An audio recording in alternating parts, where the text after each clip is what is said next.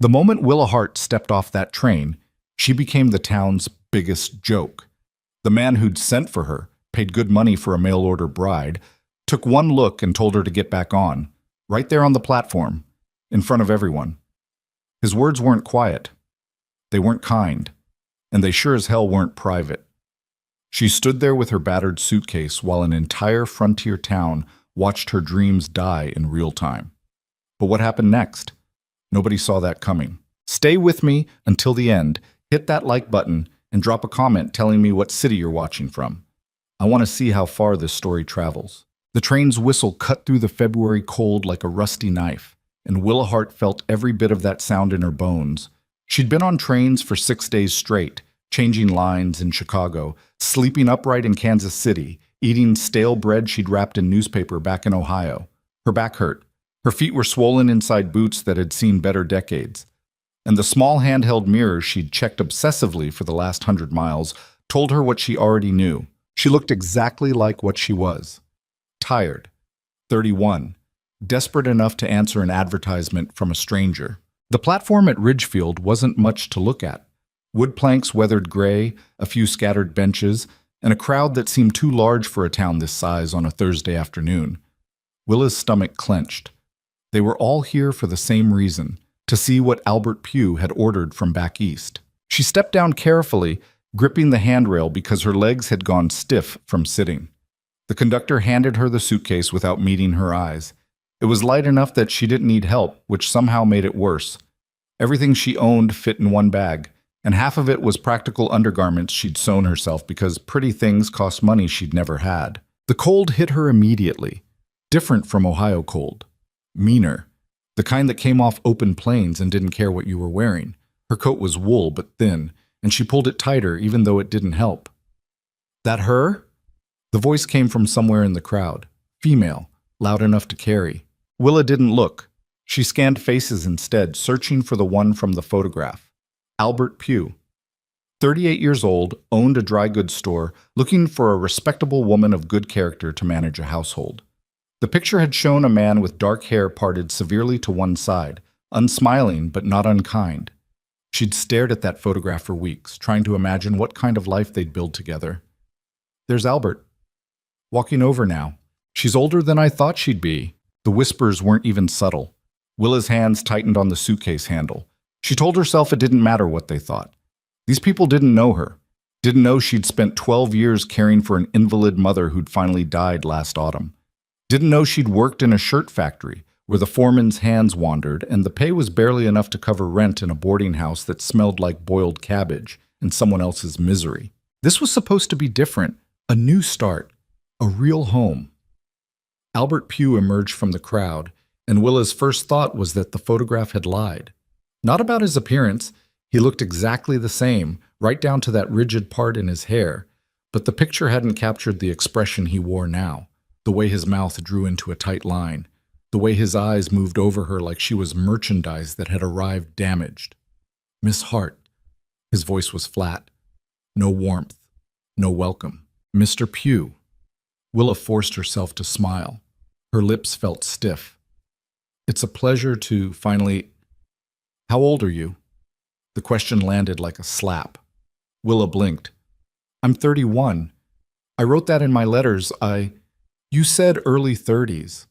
Albert's jaw worked. I assumed that meant 32 at most. Heat crawled up Willa's neck despite the cold. Around them, the crowd had gone quiet. She could feel every eye on her face, on her worn coat, on the suitcase that screamed poverty. I was honest about my age, Mr. Pugh, and everything else. Her voice came out steadier than she felt. Perhaps we could speak somewhere more private. No need. Albert stepped back. Actually stepped back, putting distance between them like she carried something contagious. I've made a mistake. The arrangement won't work. For a moment, Willa couldn't process the words. They didn't make sense. She'd traveled 6 days, had sold everything she couldn't carry, had spent her last $18 on train fare because Albert had promised in 3 separate letters, that he'd reimburse her travel expenses once she arrived. I don't understand. The words came out small, childlike. She hated the sound of her own voice. We had an agreement. Through the agency. I have the papers. I paid for a wife, not a... Albert caught himself, but the damage was already done. His eyes flicked over her again with undisguised disappointment. You're not what I expected. Someone in the crowd laughed, just a short bark of sound, quickly stifled, but Willa heard it, felt it like a physical blow. Mr. Pugh, please. She was begging now and couldn't stop herself. I have nowhere else to go. You sent for me. You made promises. The agency made promises. I paid them, and clearly they misrepresented you. Albert's voice had gone cold, businesslike. I'm not obligated to honor an agreement based on false pretenses. False pretenses? Willa's shock was giving way to something hotter, something dangerous. I told you everything. My age, my circumstances, my... You failed to mention you were plain. The words hung in the frozen air. Nobody laughed this time. The silence was worse. Willa's face went numb. Not from cold, from humiliation so complete it felt like drowning. She'd known she wasn't pretty, had never pretended otherwise. But hearing it said out loud, in front of dozens of strangers, with that particular tone of disgust, there's a train back east tomorrow morning. Albert was already turning away. I suggest you be on it. With what money? The question came out sharp, angry. Willa didn't care anymore. You were supposed to reimburse my travel. That was part of the arrangement. Albert paused, didn't turn around. Take it up with the agency. The agency is in Chicago. I can't... Willa's voice cracked. She swallowed hard, fighting to keep control. I have $4 left, that's all. You brought me here, you made promises, and now you're just going to leave me stranded? I don't owe you anything.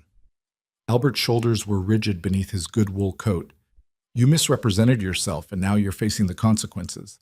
That's nobody's fault but your own. He walked away. Just like that. Disappeared back into the crowd, which parted for him like water, then closed again. People stared at Willa with a mixture of pity and fascination, the way crowds stared at accidents. Something terrible to witness, but impossible to look away from. Willa stood alone on the platform with her pathetic suitcase and her 4 remaining dollars and the complete collapse of every hope she'd carried across 6 states. The train pulled away behind her. She didn't watch it go. From his workshop across the street, Seth Callan had seen the whole thing. He hadn't meant to watch, had been running late on a cabinet order and only stepped outside because the wood glue needed cold air to set properly. But the crowd at the station had caught his attention, and then he'd seen Albert Pugh approach the woman, and then... Seth's hands tightened on the cabinet frame. He knew that look. The one on the woman's face right now, as the crowd began to disperse, and she stood there like she couldn't quite figure out what to do with her body. He'd worn that same expression 3 years ago, standing in a different place but feeling exactly the same way, completely alone, publicly shattered, too stunned to even cry. Papa? Seth turned. His son Jack stood in the workshop doorway, all sharp angles and suspicious eyes at 10 years old.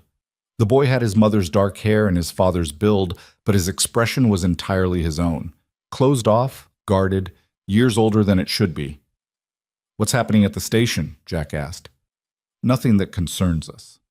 Seth set the cabinet frame down carefully. Where's your sister? Inside, drawing.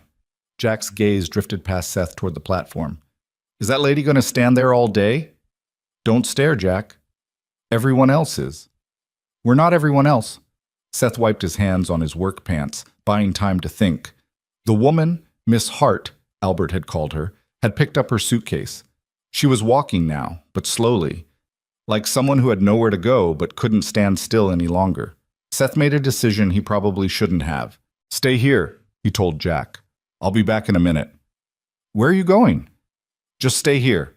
Seth crossed the street before he could talk himself out of it. The woman had made it maybe 20 yards from the platform, moving in no particular direction. Up close, she looked worse than from a distance. Her face was blotchy from cold and something else. Her eyes had that glassy shine that meant tears were close but hadn't fallen yet. Miss Hart! She stopped, turned. Her hand went to her coat collar in an automatic gesture of modesty, even though there was nothing immodest about her appearance. Everything about her screamed respectability, just worn down, used up, the kind of tired that sleep didn't fix. I'm sorry, do I... She stopped, clearly trying to place his face. Seth Callan. I own the carpentry shop. He gestured vaguely behind him. I saw what happened. Her expression closed. Then you know I'm leaving town. Good day, Mr. Callan. Where are you going? The question stopped her. She blinked at him. I don't see how that's your business. It's not. Seth kept his voice level, calm. But there's not another train until tomorrow, and the hotel's owned by Albert's cousin. You won't get a room there. Color crept into her cheeks. I'll find somewhere. There's nowhere. Seth watched her process that, watched her fingers tighten on the suitcase handle. Mrs. Morrison runs a boarding house, but she's particular about her tenants. Won't take anyone who can't pay a week in advance. Then I'll sleep at the station. You'll freeze. That's my problem. You're right. It is. Seth paused. I'm offering a solution anyway. Willa stared at him. Her eyes were gray, he noticed. Light gray, like November sky. What kind of solution? I need help. Around the house. I've got 2 kids and no wife, and the place is falling apart. The words came easier than expected. Maybe because they were true. You need a place to stay and a way to earn money for train fare. Seems like we could help each other. You don't know me. No. I could be anyone. A thief. Are you? The question seemed to surprise her. No, but you don't know that. I know Albert Pugh's an ass. Seth saw her flinch at the language. I know he just humiliated you in front of half the town for no good reason, except you didn't match whatever impossible picture he had in his head. And I know what it's like to be stranded somewhere with no good options. Willa's eyes searched his face. Why would you help me? Maybe I'm not. Maybe I'm just desperate enough to accept help from a stranger. Seth shifted his weight. His knee ached from standing in the cold, an old injury that never quite healed right. Look, I'm not proposing marriage. I'm offering work, room and board in exchange for cooking, cleaning, mending, whatever needs doing. You stay until you've earned enough for a train ticket east, then you leave. Simple. Nothing's that simple. No, Seth agreed, but it's better than freezing at the station. Willa looked down at her suitcase, at her worn boots, at the platform behind her where people were still stealing glances. When she looked back at Seth, something in her expression had shifted. Not softened exactly, just resigned. How far is your house? 20-minute walk. And your children, they know about this offer? Not yet. Her mouth twitched. Might have been amusement. Hard to tell. That's going to go well? Probably not. Seth picked up her suitcase before she could protest. It really was light. Heartbreaking how light it was. But they'll adjust. Kids are tougher than people think. Willa fell into step beside him. She walked like someone used to covering distance, efficient and steady despite the ill-fitting boots. They made it 2 blocks before she spoke again. Mr. Callan. Seth. She ignored that. What happened to your wife? Most people danced around the question, asked if he was married, then got awkward when he said no. Seth appreciated the directness, even if the answer still felt like swallowing glass. Fever. 3 years ago. He kept walking. Happened fast. She was fine 1 week, gone the next. I'm sorry. Yeah, me too. They walked in silence for another block. The town gave way to scattered houses, then open space. The cabin sat at the edge of everything, backed up against a stand of pine trees that looked black against the gray sky. It wasn't much.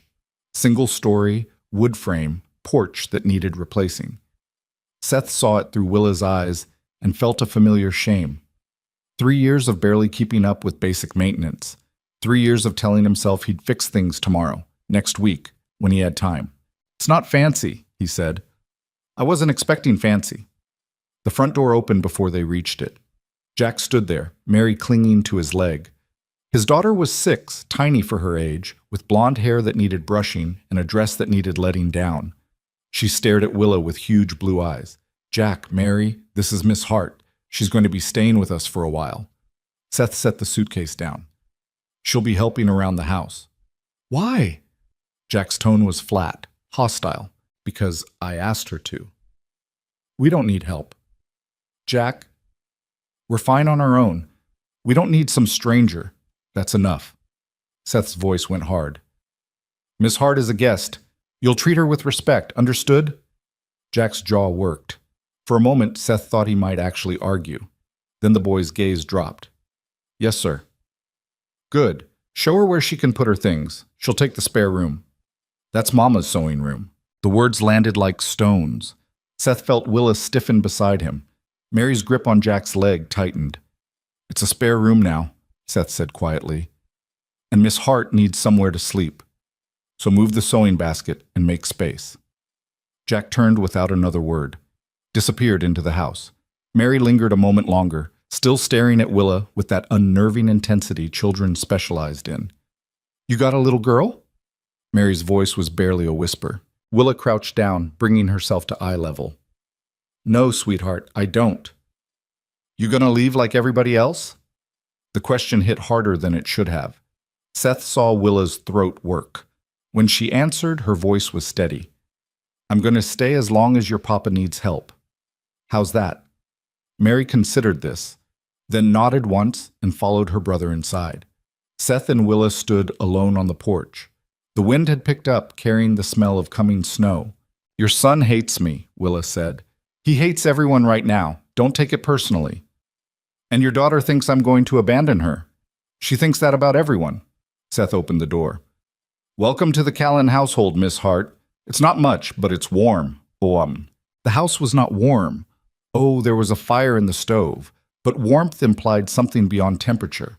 Comfort. Life. This place felt like a museum of a family that didn't exist anymore. Willa took it all in with a practiced eye as Jack led her through the main room. Dishes stacked in the sink, not dirty exactly, but not clean either. Dust on every surface. Mending piled in a basket that had clearly been sitting there for weeks.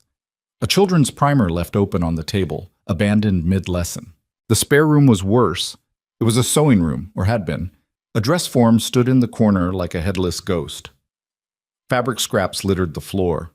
The sewing basket Jack grabbed was overflowing with projects that would never be finished. You can sleep there, Jack pointed at a narrow bed pushed against the wall. Sheets are probably dusty. I'll manage. Willa set her suitcase down carefully. Thank you for showing me. Jack didn't move. He stood in the doorway, radiating hostility. Why'd you come here? Your father offered. That's not what I mean. The boy's voice was sharp, too sharp for 10. Why'd you come to Ridgefield? What were you running from? Willa met his eyes. I wasn't running from anything. I was trying to run toward something better. How'd that work out? Not well. Willa pulled off her coat, folded it over the bed frame. But I'm here now, so I'll make the best of it. You won't stay? Probably not. The honesty seemed to surprise him. His expression flickered, still hostile, but uncertain now. My pa, he doesn't think things through. He helps people because he thinks he's supposed to, not because he wants to. Jack's hands clenched. But we don't need help. We were doing fine before you showed up. Willa looked at the sewing basket, at the dust, at this angry, hurting boy who was trying so hard to convince himself of a lie. All right, she said quietly. All right, what? You don't want me here. I understand, but I made an agreement with your father, and I'm going to honor it, so we can spend however long I'm here fighting each other, or we can just exist in the same space without making it harder than it needs to be. Willa sat on the edge of the bed. Your choice, Jack. He stared at her. She could see him processing, trying to find the angle, the manipulation. Kids who'd been hurt learned to expect it. I'm going to tell you something, Jack said finally, and you'll think I'm being a brat, but I don't care. Go ahead. I don't want another mother. I already had one. She's dead. And I'm not going to pretend you're her or call you anything except Miss Hart or act like you being here changes anything, because it doesn't. Willa's chest ached. This boy. This fierce, broken boy. I'm not trying to be your mother, Jack. I couldn't be even if I wanted to. She was your mother and nobody can replace that. Willa kept her voice level, honest. I'm just someone who needs work and a place to sleep, that's all. I'm not asking for more than that. Jack's jaw worked. Then he nodded once, sharp and quick, and disappeared down the hallway. Willa sat alone in the dead woman's sewing room and wondered what the hell she'd gotten herself into. Dinner was a disaster. Willa had found flour and lard and a few shriveled potatoes in the pantry. Not much to work with, but she'd made do with less. She fried the potatoes, made biscuits from scratch, opened a jar of preserved beans that looked relatively fresh. Seth and the children ate in silence. Jack stared at his plate like it had personally offended him. Mary pushed beans around with her fork, but didn't actually eat anything. Seth looked exhausted in a way that went bone deep. "The biscuits are good," he said finally. "Thank you." More silence. Willa forced herself to eat even though her stomach was twisted in knots. This was going to be her life now. However long she stayed here, eating meals with people who didn't want her, sleeping in a dead woman's room, existing in the margins of a family's grief. "Miss Hart." Willa looked up. Mary was watching her with those unsettling blue eyes. "Yes, sweetheart? Why'd that man not want you?" "Mary," Seth started. "No, it's all right." Willa set her fork down. "That's a fair question. The truth is, I don't really know. He had an idea of what he wanted, and I wasn't it. Sometimes that's just how things work out." "That's mean." "Yes, it was." "Did it make you sad?" Willa considered lying, softening it, but Mary deserved honesty, even if the truth was ugly. "It made me feel awful, like I wasn't good enough." Willa met the little girl's eyes. "But feeling that way doesn't make it true. Sometimes people are just cruel because they can be, not because we deserve it." Mary absorbed this. Then, "Papa says mean people are just scared inside." "Your papa sounds like a wise man." Seth made a noise that might have been disagreement. Jack's fork scraped against his plate, too loud in the quiet room. The rest of the meal passed without conversation. Afterward, Seth disappeared to his workshop. Jack retreated to the small room he shared with Mary. The little girl lingered, watching Willa clear the table. "You gonna wash those?" Mary asked. "That's the plan. Mama used to sing when she washed dishes." Willa's hand stilled in the soapy water. "Did she?" "Papa made her stop after she got sick, said it wore her out." Mary climbed onto a chair, feet dangling. "I don't remember the songs anymore." "That's all right. I don't know many songs anyway." They worked in silence. Willa washing, Mary watching. The girl's presence was oddly comforting, not demanding, just there. "You really gonna leave?" Mary asked eventually. "Eventually, when I've earned enough money." "Where will you go?" Willa rinsed a plate, set it in the rack. "I don't know yet. That sounds scary." "It is. A little." Mary kicked her feet, considering. "If you stay long enough, maybe it won't be scary anymore. Maybe you'll like it here." Willa's throat tightened. This girl. This sweet, hopeful girl. "Maybe," she said, because she couldn't bring herself to say no. That night, Willa lay in the narrow bed surrounded by someone else's unfinished projects and listened to the house settle. Footsteps in the hallway. Seth checking on the children. A door closing. Silence. She should have felt grateful. She had a roof over her head, food, a temporary solution to an impossible situation. Instead, she felt hollow. This morning she'd believed she was starting over, building something, becoming someone's wife, someone's family. The dream had been simple. A home, children, purpose. Basic things most people took for granted. Albert Pugh had taken that dream and crushed it on a train platform in front of strangers. And now she was here, in a dead woman's room, in a house full of ghosts, with a man who'd offered help out of obligation and children who didn't want her. Temporary, she reminded herself. This is temporary. But lying there in the dark, listening to the winter wind rattle the windows, Willa couldn't shake the feeling that nothing in her life had ever been permanent. Not family, not home, not safety. Why should this be any different? She pulled the thin blanket tighter and closed her eyes. Told herself tomorrow would be easier. She was getting good at lying to herself. It was the only way to survive. The first week passed in a blur of silent meals and careful avoidance. Willa learned the rhythm of the house quickly because she had to. Seth left before dawn most mornings, heading to his workshop before the children woke. Jack got himself and Mary ready for school with mechanical efficiency. No wasted movement, no conversation.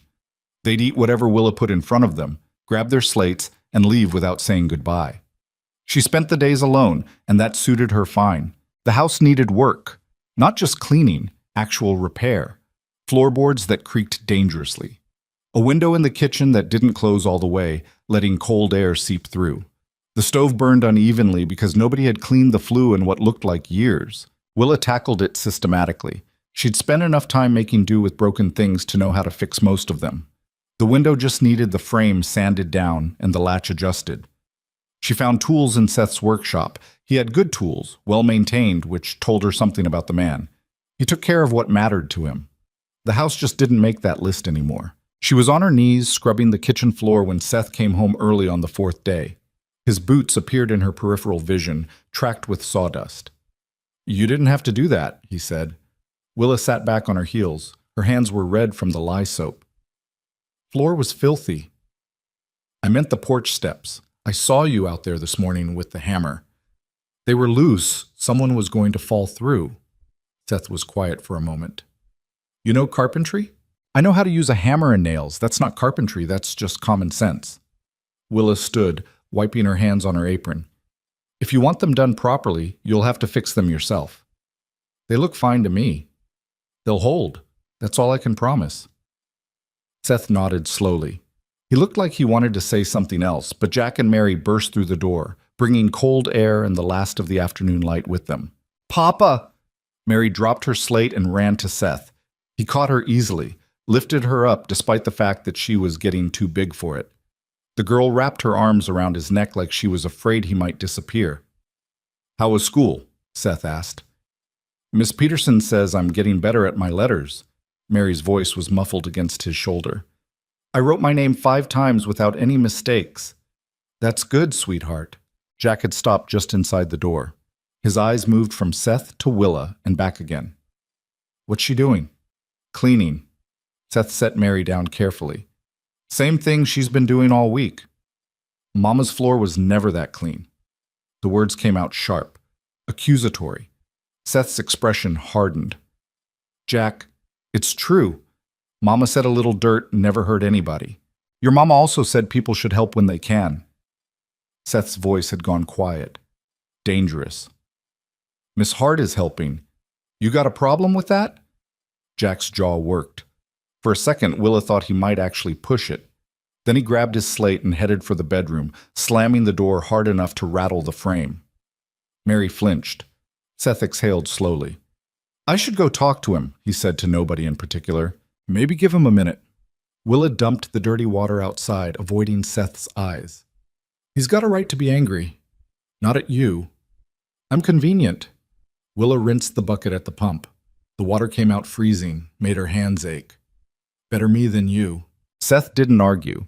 He just stood there, looking tired in that way she was getting used to.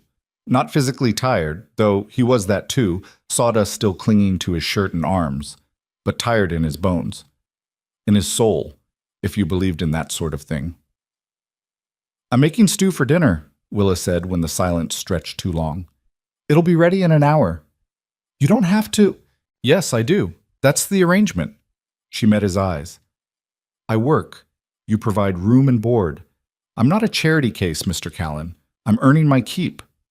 Something shifted in his expression. Respect, maybe, or just relief that she wasn't going to make this complicated. "Seth," he said. "What?" "You keep calling me Mr. Callan. It's Seth." Willa considered that. Considered the implications of first names and familiarity and the very thin line she was walking in this house. "All right," she said finally. "Seth." He nodded and headed for the bedroom to deal with his son. Willa went back to the stew, adding more water because it was too thick. The carrots were old, starting to go soft, but they'd be fine once they cooked down. She'd made meals from worse. Mary had stayed in the kitchen, sitting at the table with her slate. The girl was drawing something, not letters, just shapes. A house, a tree, stick figures that might have been people. "That's nice," Willa said. Mary didn't look up. "It's our family. Before." The before hung in the air like smoke. Willa stirred the stew and didn't ask questions. "You draw very well," she tried instead. "Mama taught me." Mary added another figure, smaller than the others. She said drawing was like capturing memories so you don't forget. "That's a good way to think about it." "Do you draw?" "No, I never had much talent for it." Mary considered this. "What are you good at?" The question was so earnest it almost hurt. Willa ladled stew into bowls, buying time to think. I'm good at mending things, she said finally, and making food stretch when there's not much of it, and fixing problems. Like the steps? Like the steps. Mary went back to her drawing, added a sun in the corner, even though the sky in the picture was clearly meant to be night. Children's logic. Everything needed a sun. Miss Hart? Yes? Are you sad all the time, like Papa? Willa's hand stilled on the ladle. She turned to look at Mary properly. The girl was watching her with those two old eyes. I don't know if your papa is sad all the time, Willa said carefully. He is. Jack says he isn't, but I can tell. Mary pressed too hard with her chalk, and it snapped. She stared at the broken pieces. Everybody's sad here, even when they pretend they're not. Willa crossed to the table and sat down, picked up the broken chalk and fit the pieces back together. Sometimes people are sad for a long time after something bad happens, she said quietly. That doesn't mean they'll be sad forever. Just means they need time. How much time? I don't know, sweetheart. It's different for everybody. Mary absorbed this with the gravity of someone much older. Are you sad? Willa thought about lying, decided against it. Sometimes, but I'm working on it. How? By trying to be useful. By doing the next thing that needs doing. Willa handed the chalk back. That's all any of us can do, really. Just keep going. Mary nodded like this made perfect sense. Then she went back to her drawing, adding more figures, more trees, building a world where everything was simple and everyone had their place. Willa wished it worked that way. The second week, things got worse before they got better. It started with the laundry. Willa had found a wash tub in the shed and spent a cold Tuesday morning scrubbing clothes in water she had to haul from the pump. Her hands were chapped and bleeding by the time she finished, but the clothes were clean. Actually clean, not just rinsed and hoped for the best. She hung everything on the line strung between two posts in the yard. The wind kept trying to rip the sheets away, but she fought it, pinning each piece with fingers that had gone numb. That's when she heard the voices. 3 women stood at the edge of Seth's property. They weren't hiding. They wanted to be seen. Willa recognized one of them from the train platform. The tall one with the severe bun and the expression like she'd been baptized in vinegar. Living in sin is what it is, the woman was saying, loud enough to carry. That poor man, he doesn't know what he's brought into his home. Martha, you don't know that, one of the others started. Don't I? Strange woman shows up, gets rejected by Albert Pugh of all people, and within an hour she's moved into Seth Callan's house? Martha's voice dripped satisfaction. You tell me what that looks like. Willa kept hanging laundry. Didn't give them the satisfaction of turning around. She's probably desperate, the third woman said. Taking advantage of a widower with children. It's shameful. Someone should talk to Seth, make him see sense. You think he'll listen? Man's been half dead since Rebecca passed. He's not thinking clearly. Willa's hands tightened on a shirt. Seth's shirt. She could walk over there. Tell them exactly what the arrangement was. That she was working, not seducing. That their minds were filthy and their gossip was poison. But she didn't. Because arguing would just convince them they were right. Would turn her into exactly what they expected. Some desperate woman causing trouble. So she hung the last shirt, picked up the empty basket, and walked back to the house with her head up and her mouth shut. Inside, she let herself shake. She'd known this was coming. Small towns were all the same. People needed someone to talk about, and she'd given them the perfect story. The rejected mail-order bride shacking up with a widower and his children. Never mind the truth. The story was too good. That night at dinner, Seth was quieter than usual. He pushed food around his plate the way Mary did when she was upset. Something wrong? Willa asked. Seth glanced at the children. Jack was focused on his meal with aggressive intensity. Mary was building a fort out of her beans. Can I talk to you after dinner? Willa's stomach dropped. Of course. They waited until the children were in bed. Seth stood by the stove, not looking at her. Willa sat at the table and braced herself. I heard about what happened today, Seth said finally. Martha Peterson and her friends. At the property line. How? Mrs. Morrison's son was passing by. Told me when I stopped by the boarding house to fix her door. Seth's jaw was tight. I'm sorry. You shouldn't have to deal with that. Willa relaxed slightly. He wasn't asking her to leave. That was something. It's fine. I've handled worse. It's not fine. Seth turned to face her. This town, they're going to talk about you being here, about what they think is happening. I know. It'll get worse before it gets better. I know that too. Willa met his eyes. If you want me to leave, no. The word came out fast, almost angry. I'm not asking you to leave. I'm asking if you're prepared for this. Because once the gossip really gets going, it's going to be ugly. Willa thought about the train platform, about Albert Pugh's face, about standing alone while an entire town watched her humiliation.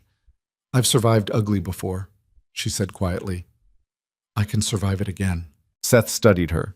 You're tougher than you look. I'd have to be. Something passed between them.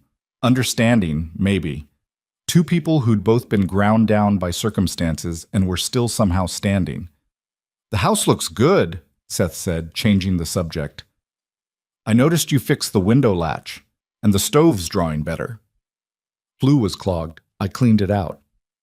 You didn't have to climb on the roof. Wasn't going to clean itself. Seth shook his head. Not disapproval, something else. Rebecca used to say that, about things not doing themselves. The name landed between them. Rebecca, his dead wife. The ghost that lived in every corner of this house. Willa didn't know what to say to that, so she said nothing. I should let you sleep, Seth said after a moment. Just wanted you to know about the talk, so you weren't blindsided. I appreciate that. He headed for the door, then paused. Willa? It was the first time he'd used her first name. It sounded strange in his voice. Yeah? Thank you for staying, for... He gestured vaguely at the clean kitchen, the mended chairs, the house that was slowly becoming livable again. For all of it. Then he was gone, leaving Willa alone with the dying fire and the weight of gratitude she didn't know how to carry. The third week, Jack's anger finally broke. It happened on a Saturday. Seth was at the workshop catching up on orders. Mary was napping. Willa was in the kitchen kneading bread dough when Jack appeared in the doorway. Why are you still here? No preamble, just the question, sharp and accusing. Willa didn't stop working. Your father asked me to stay. That's not what I mean. Jack stepped closer. You should have enough money by now, for a train ticket. So why are you still here? I have enough for a ticket east, not enough for wherever I'd go once I got there. Willa punched the dough harder than necessary. I need more time. Liar. The word hit like a slap. Willa's hands stilled. Excuse me? You're lying. I see how you look at things. At the house. At... Jack's voice cracked. You're not leaving. You're trying to stay. Jack, you think you can just replace her? Just move in and take over and we'll all forget? His eyes were bright with tears he wouldn't let fall. She's dead. She's dead and you're here, and it's not fair. Willa set the dough aside, wiped her hands on her apron, forced herself to stay calm. You're right, she said quietly. Jack blinked. What? It's not fair. None of this is fair. Willa pulled out a chair, sat down. Your mother dying isn't fair. Me being here isn't fair. You being angry about it is completely fair. Don't do that. Don't act like you understand. I don't understand. I never lost someone the way you lost your mother. Willa's throat tightened. But I know what it's like to be angry, to want things to go back to the way they were and know they never will. Then leave. Jack's voice was raw. Just leave us alone. I can't. Why not? Because I made a deal with your father, and because... Willa stopped, started again. Because I have nowhere else to go, Jack. This isn't my first choice either, but it's what I've got. You're ruining everything. Everything was already ruined. I'm just here while it is. The words came out harsher than she meant them. Jack flinched like she'd hit him. Then Mary's voice cut through the tension. Jack, stop being mean.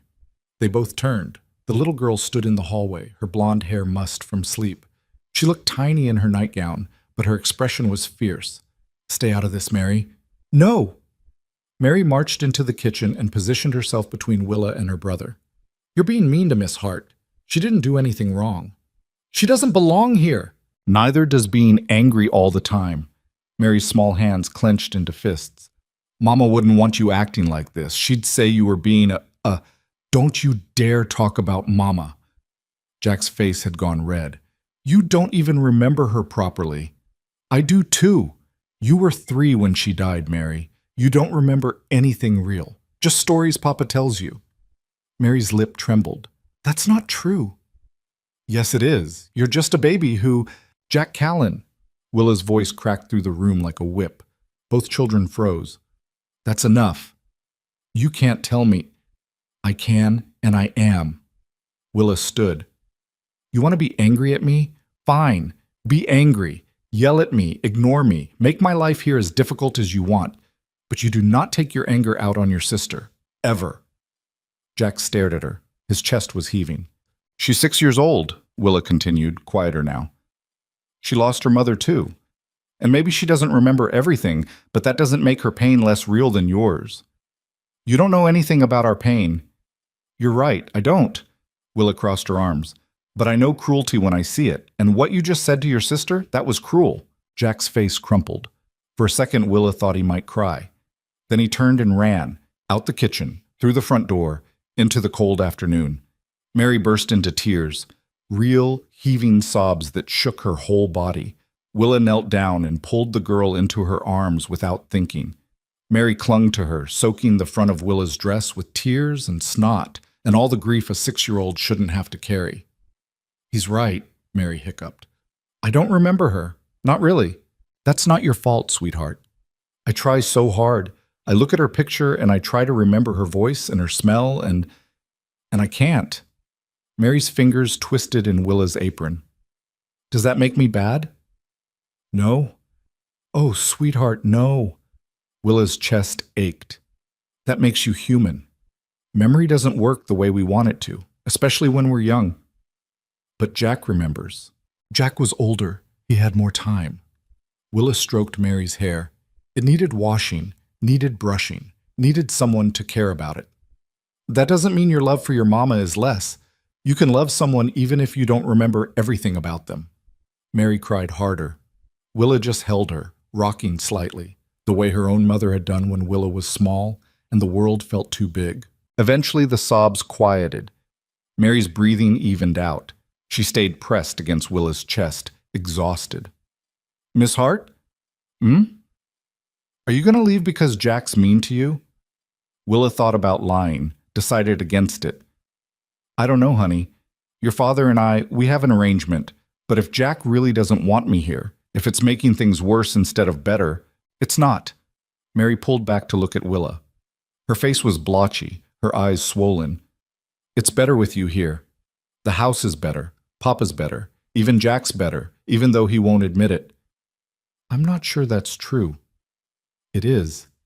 He's just scared. Scared of what? Mary's bottom lip trembled. That if he likes you, it means he's forgetting Mama. And if he forgets Mama, then she's really gone forever. The words hit Willa like a fist to the chest. This girl, this impossibly wise, heartbreaking girl. Your Mama's not gone as long as you and Jack remember her, Willa said softly. And me being here, that doesn't change that. I'm not trying to take her place, Mary. Nobody could. I know, Mary leaned against her again. But Jack doesn't. They sat like that until Willa heard the front door open. Heavy footsteps. Seth's voice calling for the children. In here, Willa called back. Seth appeared in the kitchen doorway and took in the scene. Mary in Willa's arms. Willa on the floor. The bread dough abandoned on the counter. What happened? Jack and I had words, Willa said. He ran off. Seth's expression darkened. What did he say? Nothing I couldn't handle. Willa? He's outside. Probably behind the shed. That's where he goes when he's upset. Mary had pulled away, wiping her face. You should talk to him. Seth looked like he wanted to argue. Then he nodded and headed back outside. Willa and Mary were left alone in the kitchen. The light had shifted, late afternoon now, shadows growing long. We should finish that bread, Willa said. Can I help? Of course. They worked together in silence. Mary's small hands weren't strong enough to knead properly, but Willa let her try anyway. Showed her how to fold the dough, press, turn, repeat. Simple movements, meditative. Miss Hart? When you do leave, will you say goodbye? Or will you just go like Mama did? Willa's hands stilled. She looked at this little girl who'd already lost so much. I'll say goodbye, she promised. I swear it. When I leave, you'll know. I won't just disappear. Mary nodded, satisfied. And Willa felt the weight of that promise settle over her like a stone. Because she'd meant it. When she left, not if when, she'd say goodbye properly. She owed them that much. Seth found Jack exactly where Mary said he'd be. Behind the shed, sitting in the dirt with his back against the wood, knees pulled up to his chest. The boy didn't look up when Seth approached. Want to tell me what happened? Seth lowered himself to the ground. His knee protested, but he ignored it. No. All right, I'll tell you what I think happened, and you stop me if I'm wrong. Seth leaned back. You picked a fight with Miss Hart, said some things you shouldn't have, probably told her she doesn't belong here. Jack's jaw tightened. Probably brought up your mama, compared them. Made Miss Hart feel about this tall. Seth held his fingers an inch apart. How am I doing? You don't know anything. I know you, son. I know when you're hurting, you lash out. And I know Miss Hart's an easy target because she's here and your mama's not. Jack's shoulders started to shake. I hate her. No, you don't. I do. I hate that she's here. I hate that she fixed the steps and cleaned the house and makes things better. The words came out choked. I hate that she makes me forget. Forget what? How bad it was. Before. Jack wiped his eyes angrily. When it was just us. When the house was dirty and nothing worked right and we were just surviving, Papa, and I got used to that. And now she's here making everything different and I don't know how to... Seth pulled his son against his chest. Jack fought it for a second, then collapsed. Cried the way he hadn't let himself cry in years. I miss her, Jack sobbed. I miss Mama so much and I don't want to forget her. You won't. I promise you won't. But if things get better, if we're happy again, doesn't that mean we're leaving her behind? Seth's throat closed. He held his son tighter. No, he said roughly. Being happy doesn't mean forgetting. It just means we're still living. Your mama, she'd want that for us. She'd want us to keep going. How do you know? Because she told me. Before she died. Seth's voice cracked. She made me promise that we'd keep living, that we'd let ourselves be happy again someday. Jack pulled back. His face was streaked with tears. Did you promise? I did. Are you keeping it? Seth thought about Willa, about the house that felt like a home again, about coming back from the workshop and smelling dinner cooking, about small changes that added up to something bigger.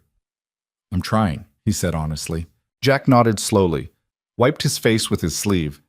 I should apologize to Miss Hart, he said quietly. Yes, you should. And to Mary. Definitely to Mary. They sat together as the sun dropped lower, father and son. Two people trying to figure out how to live in a world that kept changing whether they wanted it to or not. Papa? Jack's voice was small. What if I can't do it? Can't be happy again? Then we keep trying anyway. That's all we can do. Is that enough? Seth thought about the question, about survival versus living, about the difference between existing and actually being present in your own life. I don't know, son, but it's what we've got. They went back to the house together. Jack apologized to Mary first, a real apology, not just words. Then he found Willa in the kitchen. She was pulling bread from the oven. The smell filled the house. Miss Hart? She turned, saw his red eyes, didn't say anything. I'm sorry for what I said. About everything.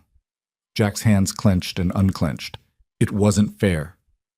No, Willa agreed. It wasn't. I don't really hate you. I know. Jack's voice cracked. I don't know how to do this.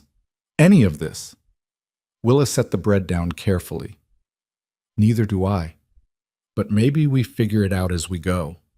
Jack nodded. Then, before he could stop himself, The bread smells good. It'll taste better with butter. Willa pulled out a chair. Sit. I'll cut you a piece. And just like that, something shifted. Not fixed. Nothing was fixed, but shifted. A hairline crack in the wall between them. It was a start. 1. The 4th week, the first snow came. Willa woke to find the world transformed. White covered everything, the yard, the shed, the pine trees that bordered the property, beautiful and unforgiving at the same time. She built up the fire and started breakfast. Oatmeal with a little honey she'd found in the back of the pantry. The children came out bundled in sweaters that needed mending. Snow day, Mary announced happily. We don't have school when it snows like this. Lucky you, Willa said. Seth appeared, already dressed for work. He looked at the window and frowned. I need to get to the workshop. Mrs. Chen's order is supposed to be done today. In this weather? It's not that bad yet. Willa looked at the snow, at the sky that promised more. You sure about that? I'll be fine. I've worked through worse. Seth pulled on his coat. There's enough firewood for today, but if this keeps up, someone will need to bring in more from the pile behind the shed. I can do that. It's heavy work. I've hauled heavier. Willa met his eyes. Go. Do what you need to do. We'll manage. Seth hesitated, then nodded and headed out into the white morning. The children spent the day playing inside. Mary drew pictures. Jack worked on arithmetic that Willa checked without being asked. The snow kept falling. By noon, Willa started to worry. By 2, she was checking the window every few minutes. By 3, when Seth still hadn't returned and the snow was coming down so thick she could barely see the shed, Willa made a decision. Jack, I need you to watch your sister. The boy looked up from his slate. Where are you going? To check on your father. In this weather, you'll get lost. I'll follow the road. I'll be fine. Willa pulled on her coat. It wasn't heavy enough for this kind of cold, but it was what she had. Keep the fire going. Don't open the door for anyone except me or your father. Understand? Miss Hart, understand? Jack nodded reluctantly. Willa stepped out into the storm and immediately regretted it. The cold was vicious. The wind drove snow into her face like needles. She could barely see 3 feet in front of her. But Seth was out there somewhere, and the thought of him collapsed in a snowdrift, freezing to death while she sat safe inside. No. She kept walking. The workshop was only 20 minutes away in good weather. In this, it took her nearly an hour. Her feet went numb, her face burned from the cold. Twice she almost turned back, but then she saw it. The workshop, windows glowing with lamplight. Willa pushed through the door and nearly collapsed. Seth was at his workbench, planing a piece of wood. He looked up in shock. Willa? What the hell are you doing here? Making sure you weren't... She couldn't get the words out. Her teeth were chattering too hard. Seth crossed to her in 3 strides, pulled her toward the small stove in the corner. You walked here? In this? He sounded furious. You could have died. So could you. I know this route with my eyes closed. You... Seth stopped, looked at her properly, at her thin coat, her inadequate boots. You're freezing. I'm fine. You're not fine. You're turning blue. Seth started rubbing her hands between his. We need to warm you up slowly. Don't get too close to the stove. That'll make it worse. I know how frostbite works. Then why did you come? Because you should have been home hours ago. The words came out louder than she meant them. Seth stared at her. I was working. I told you I had an order. In a blizzard. You were working in a blizzard, while your children are at home wondering if you're dead in a ditch somewhere. Willa's voice shook. What were you thinking? I was thinking I need the money from this job. I was thinking... Seth stopped, ran a hand through his hair. I lost track of time. The storm got worse faster than I expected. So you were just going to stay here all night? If I had to, yes. Without telling anyone? Without... Willa's hands were starting to hurt as feeling returned to them. Your children need you, Seth. They've already lost one parent. They can't... I know that! The words exploded out of him. Don't you think I know that? I think about it every single day. Every decision I make, every risk I take, I'm thinking about them. Then why are you still here instead of home where you belong? Seth looked at her. Really looked at her. At this woman who'd walked through a blizzard to make sure he was safe. who was angry with him not out of spite, but out of something that looked a lot like caring. Because I'm trying to provide for them. Because jobs like this, they don't come along every day. Because, his voice dropped. Because sometimes work is easier than going home to that empty house. The admission hung between them. It's not empty anymore, Willa said quietly. Seth's expression shifted. No, I guess it's not. They stood close to the stove, not touching, but not far apart either. Outside, the storm howled. Inside, something unspoken settled into the space between them. We should wait it out, Seth said finally. The storm, it's too dangerous to walk back now. The children, Jack's smart. He'll keep Mary safe. Seth grabbed a blanket from the corner, shook the sawdust off it. We'll head back first thing in the morning, when we can actually see where we're going. Willa wanted to argue, wanted to insist they leave right now. But her body was exhausted, her hands were still numb, and Seth was right. Walking back in this weather would be suicide. All right, she said. They settled in for a long night. Seth kept the stove fed. Willa wrapped herself in the blanket and tried not to think about what the town would say if anyone found out she'd spent the night alone with Seth Callan in his workshop. But the funny thing was, she didn't really care. Let them talk. They were going to anyway. At least this time she'd have actually done something worth gossiping about. The workshop was colder than Willa expected once the sun went down completely. Seth kept feeding the stove, but the heat only reached so far in a space designed for work, not living.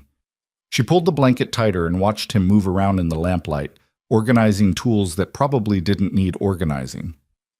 You don't have to stay up, she said. I'm fine. I'm not tired. You're a terrible liar. Seth paused, a plane in his hands.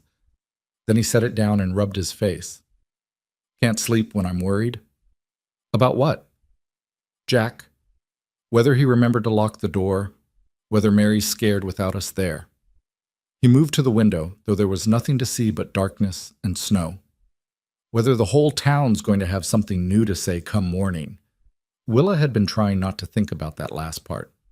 Probably will. You don't seem bothered. I stopped caring what people think somewhere around the third week of living in your house. She shifted on the hard bench. They were going to talk regardless. Might as well give them something real to chew on. Seth turned from the window. You shouldn't have to deal with that. Neither should you, but here we are. He crossed to the stove, poured coffee from a dented pot that had been sitting there since before Willa arrived. The coffee was probably terrible, but he handed her a cup anyway. It was terrible. She drank it. Can I ask you something? Seth said after a long silence. Depends on the question. Why'd you really answer that advertisement? The one from Albert Pugh? Willa stared into her coffee. Nobody had asked her that directly, not even Albert himself. Because I was 31 years old, living in a boarding house that smelled like death, working 12-hour days in a factory where the foreman thought my body came with the job. The words came out flat, factual. My mother had just died. I had no family left. No prospects. No future that looked any different from my past. She met his eyes. The advertisement promised a home, a family, purpose. So I answered it. And Pugh took one look and decided you weren't worth the trouble. He decided I wasn't pretty enough. There's a difference. Willa took another sip of the awful coffee. In his mind, he'd paid for something specific.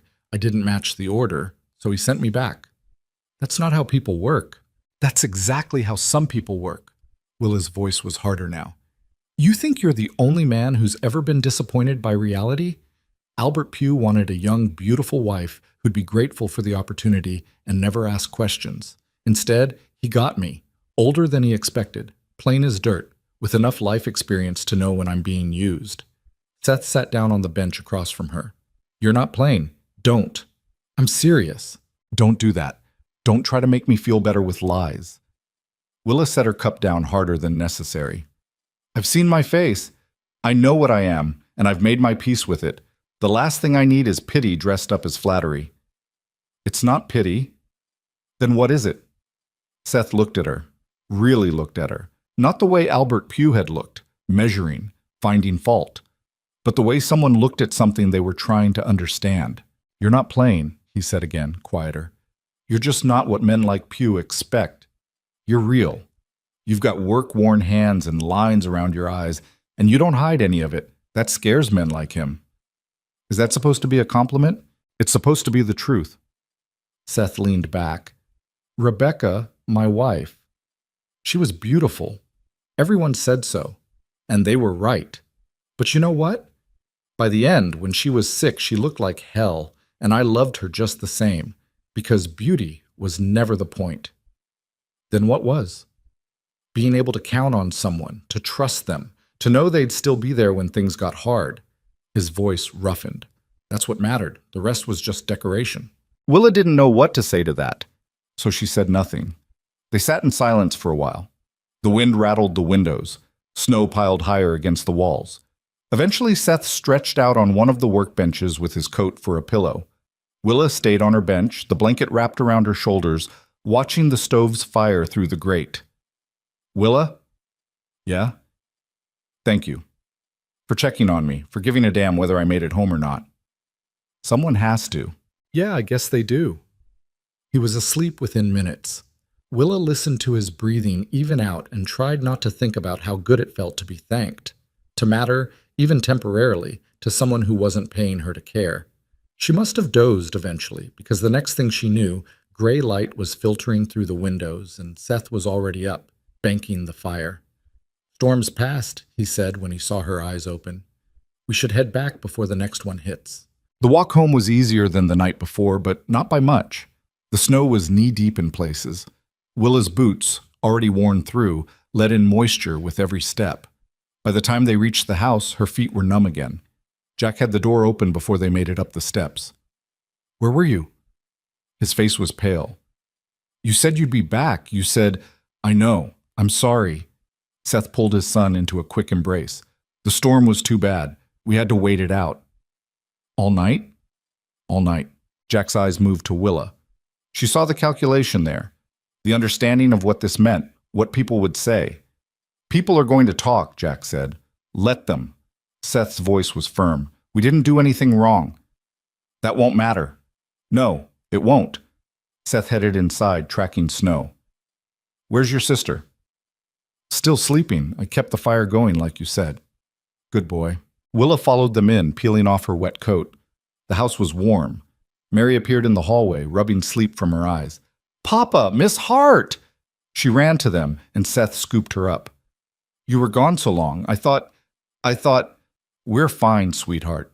Just got stuck in the snow. Seth set her down gently. Why don't you help Miss Hart get breakfast started? I need to check the wood supply. He disappeared outside again. Willa and Mary stood in the kitchen, and the little girl looked up at her with those knowing eyes. Did you and Papa sleep in the same room? In the same building, different parts of it. Oh, Mary considered this. People are still going to say things, aren't they? Probably. Does that bother you? Willa thought about lying, decided Mary deserved better. Yeah, it does. But not enough to make me regret checking on your father. Mary nodded like this made perfect sense. Then she asked, Are you going to marry Papa? The question landed like a bucket of cold water. What? No, why would you? Jack says that's what people do when they live together and spend the night places. Mary pulled out the flour tin. And I heard Mrs. Morrison telling her son that you were trying to trap Papa into marriage. Willa's hands clenched. Mrs. Morrison should mind her own business. So you're not trying to trap him? No, Mary, I'm not trying to trap anyone. Willa took the flour, measured it out with more force than necessary. Your father and I have an arrangement. I work, he gives me a place to stay, that's all. But do you want to marry him? That's not how this works. Why not? Because he's still in love with his dead wife. Because I'm just the hired help. Because I'm not the kind of woman men marry. I'm the kind they use when they need something and discard when they're done. But she couldn't say any of that to a 6-year-old. Because your father doesn't want to marry me, Willa said instead. And I don't want to marry him. So it's not an issue. Mary looked unconvinced, but didn't push it. They made breakfast in silence, eggs and the last of the bread Willa had baked before the storm. Seth came back and stamping snow from his boots. Wood's low. I'll need to chop more after breakfast. I can help, Jack offered. You can stack, I'll chop. They ate quickly.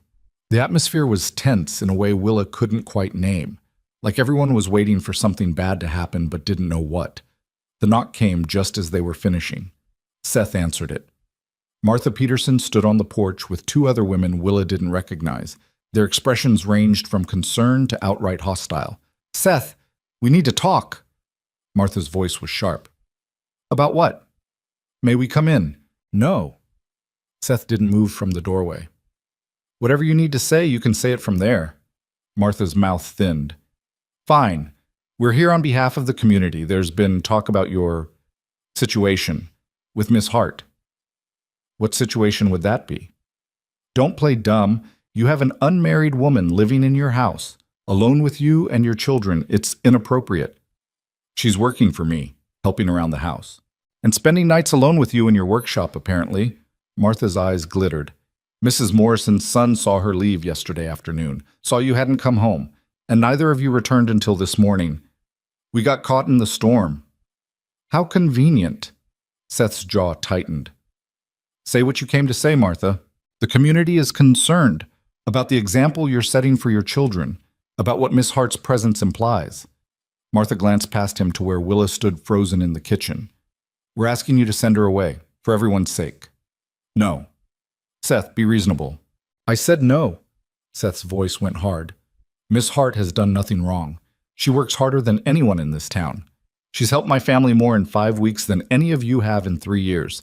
So no, I'm not sending her away because you've decided to make her your latest source of entertainment." One of the other women spoke up. "It's not about entertainment. It's about decency. What you're doing, living with a woman who isn't your wife.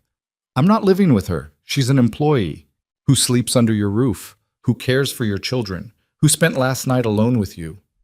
The woman's voice rose. "If you had any respect for your late wife's memory, don't." The word came out like a gunshot.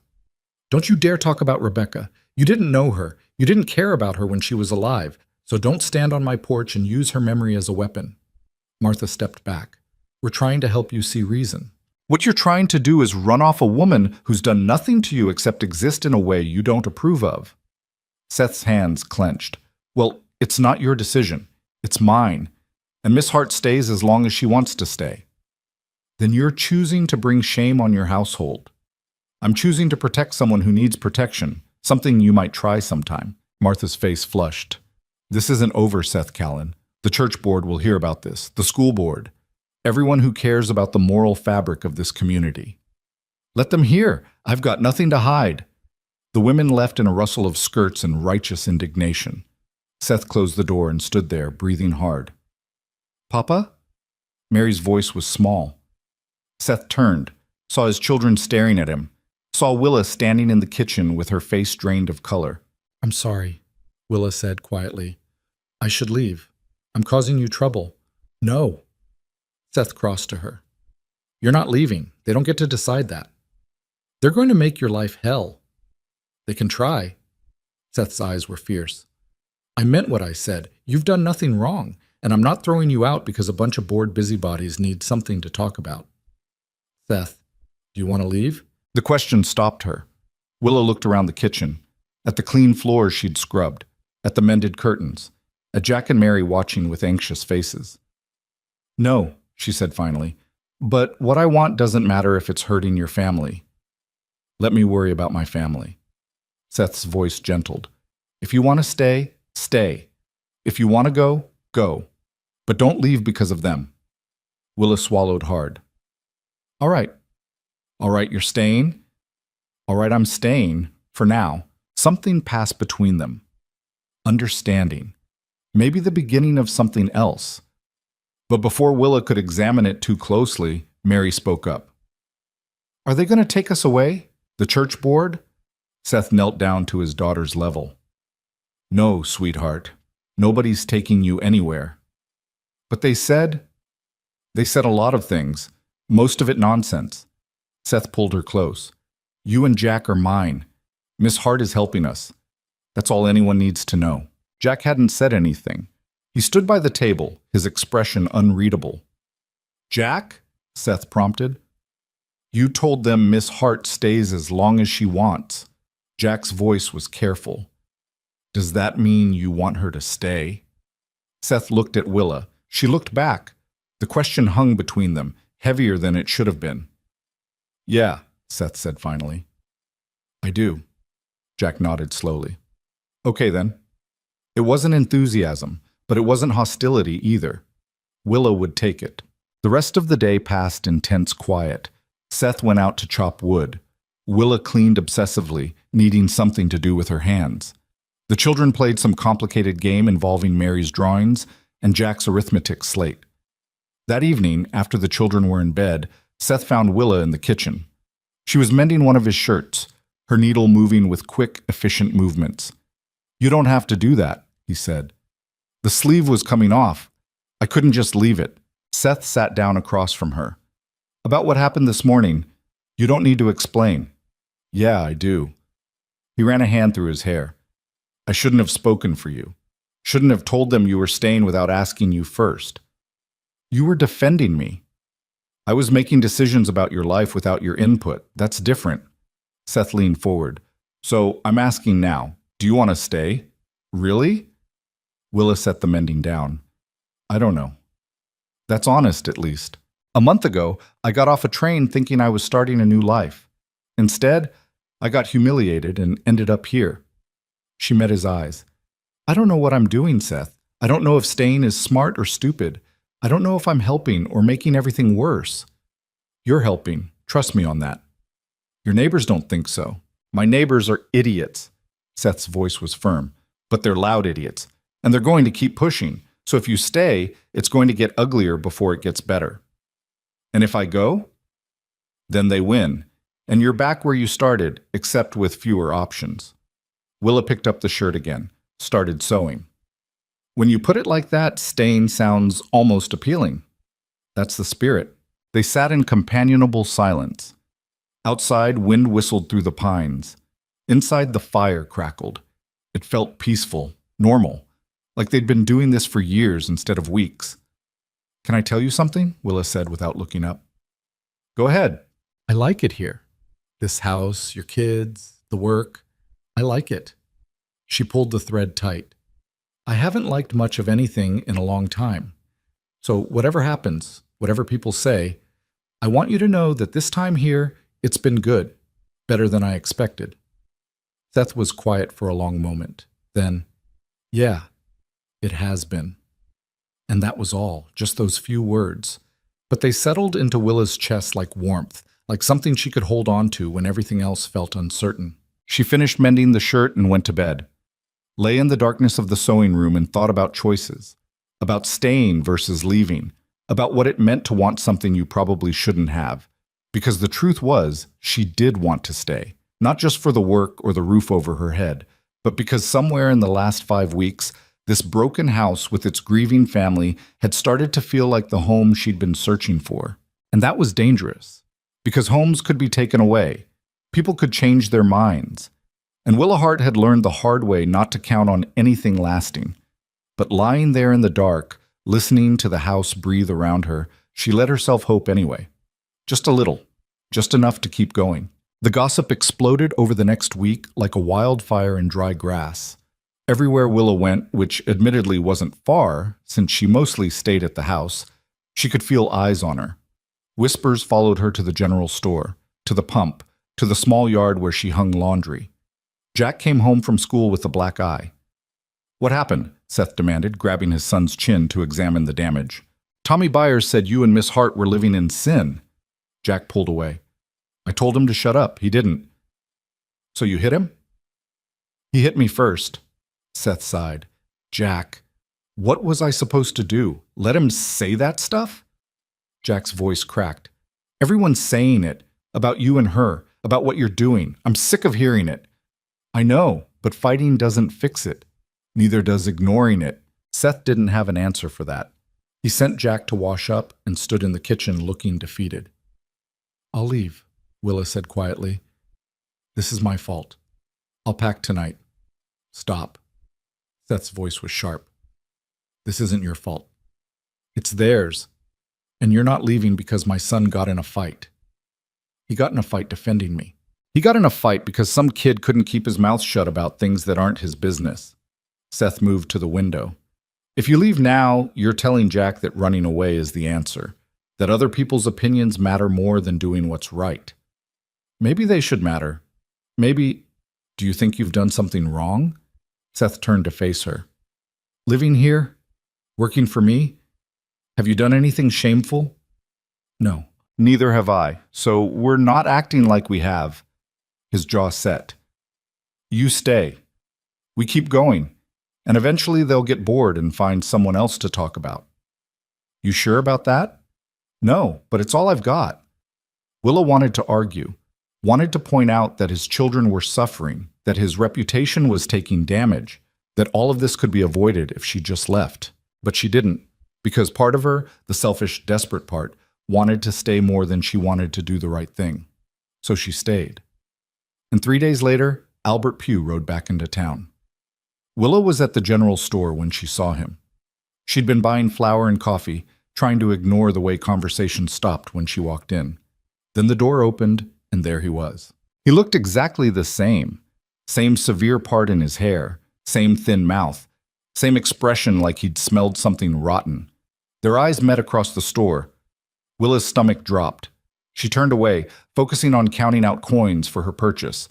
But she could feel him approaching, could feel the entire store watching. Miss Hart. She didn't want to turn around, wanted to grab her things and run, but pride kept her rooted.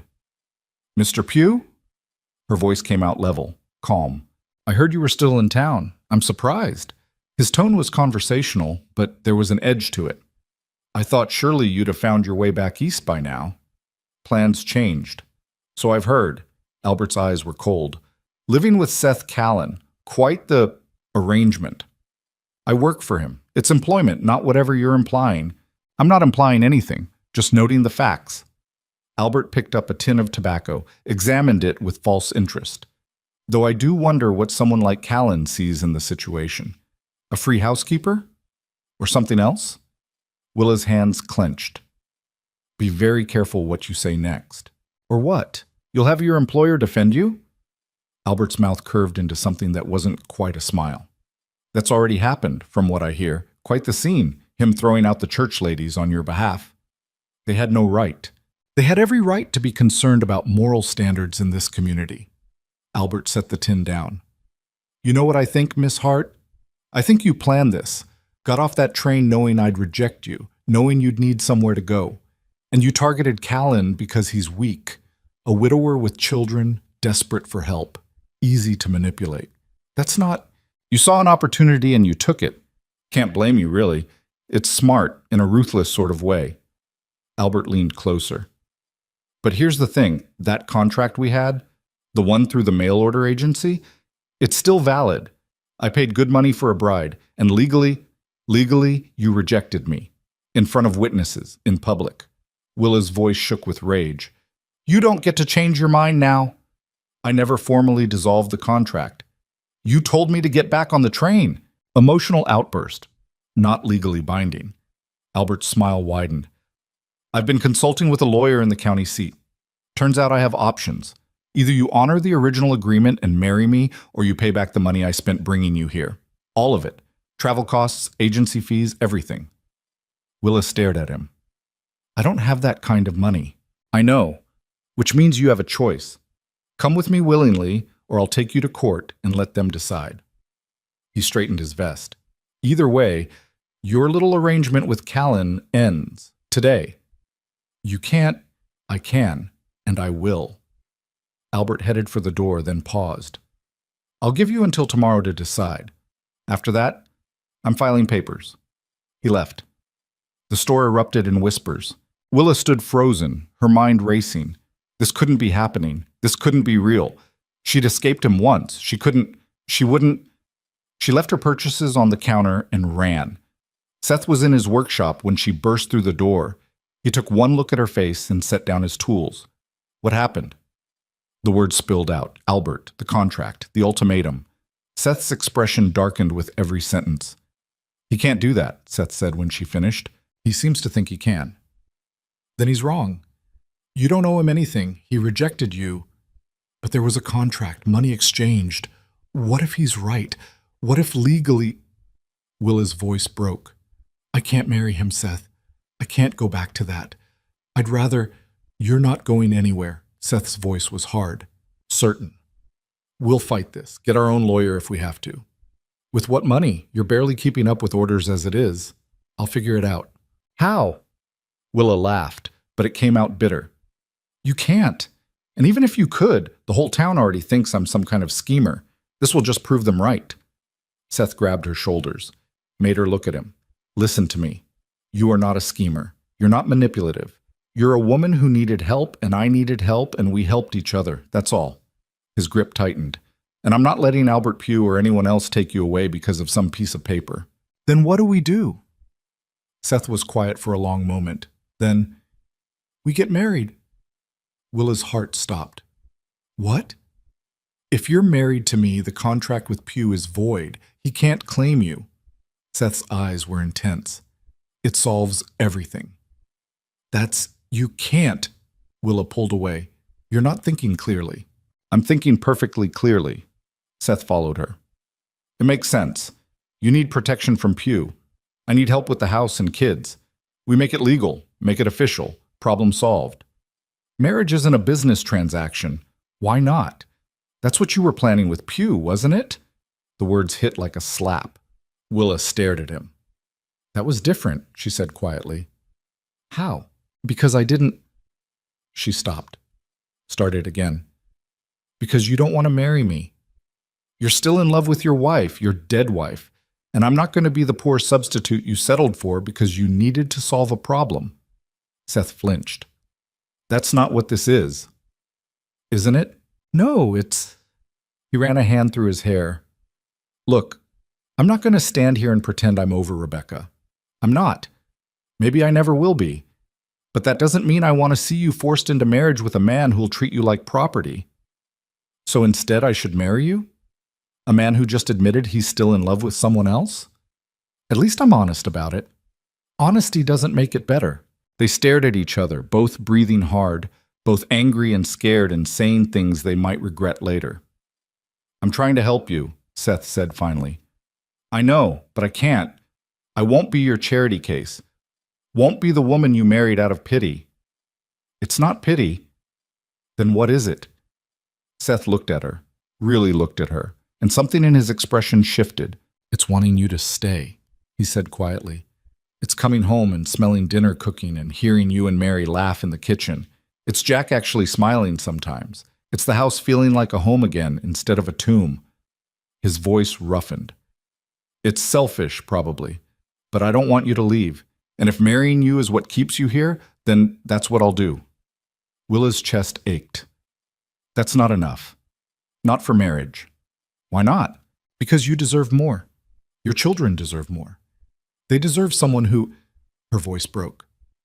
Someone who isn't just filling a space their mother left empty. Maybe we all deserve more.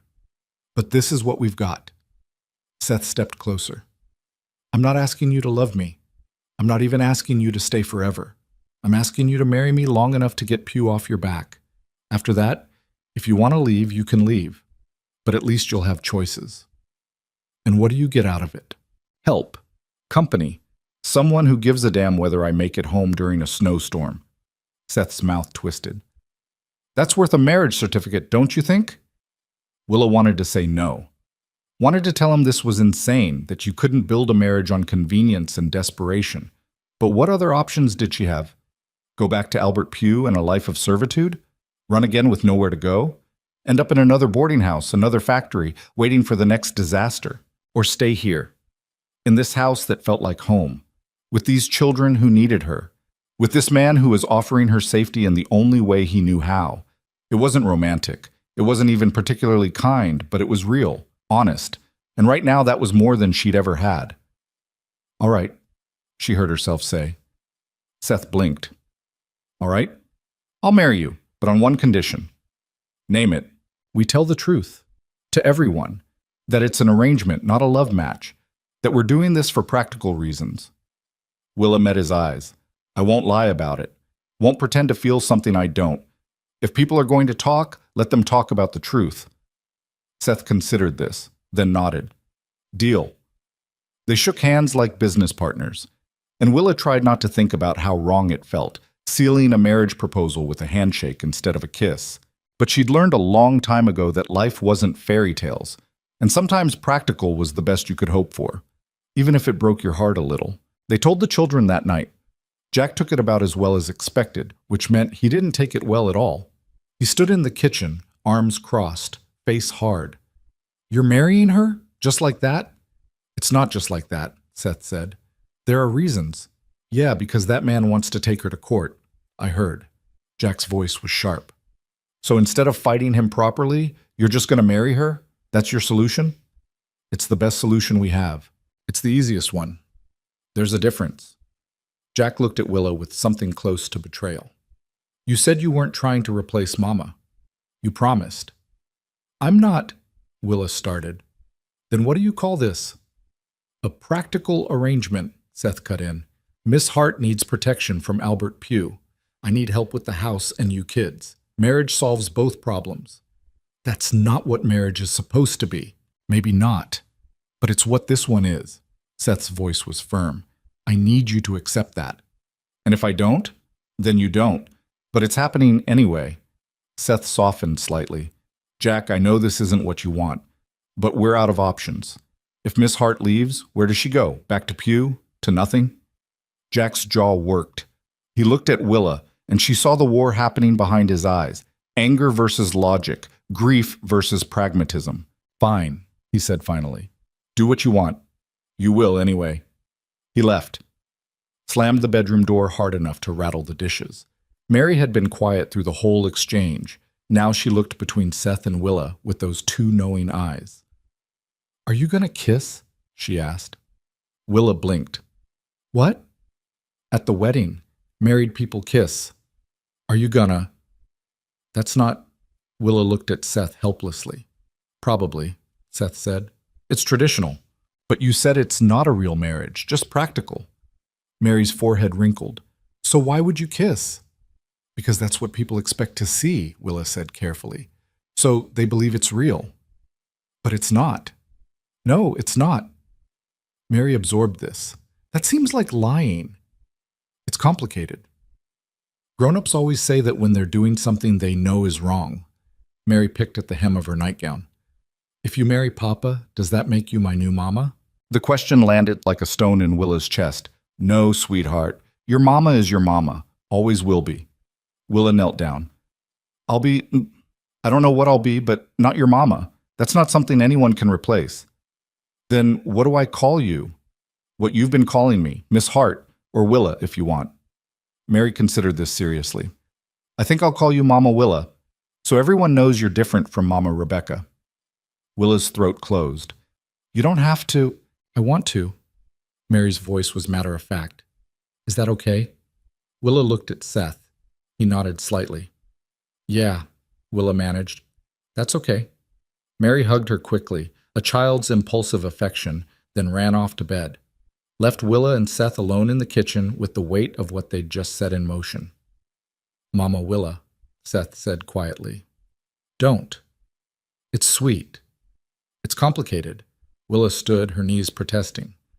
Like everything else about this situation, you could still change your mind. If this is too much... No. The word came out sharper than intended. I said yes. I'm not backing out just because it's hard. Seth studied her.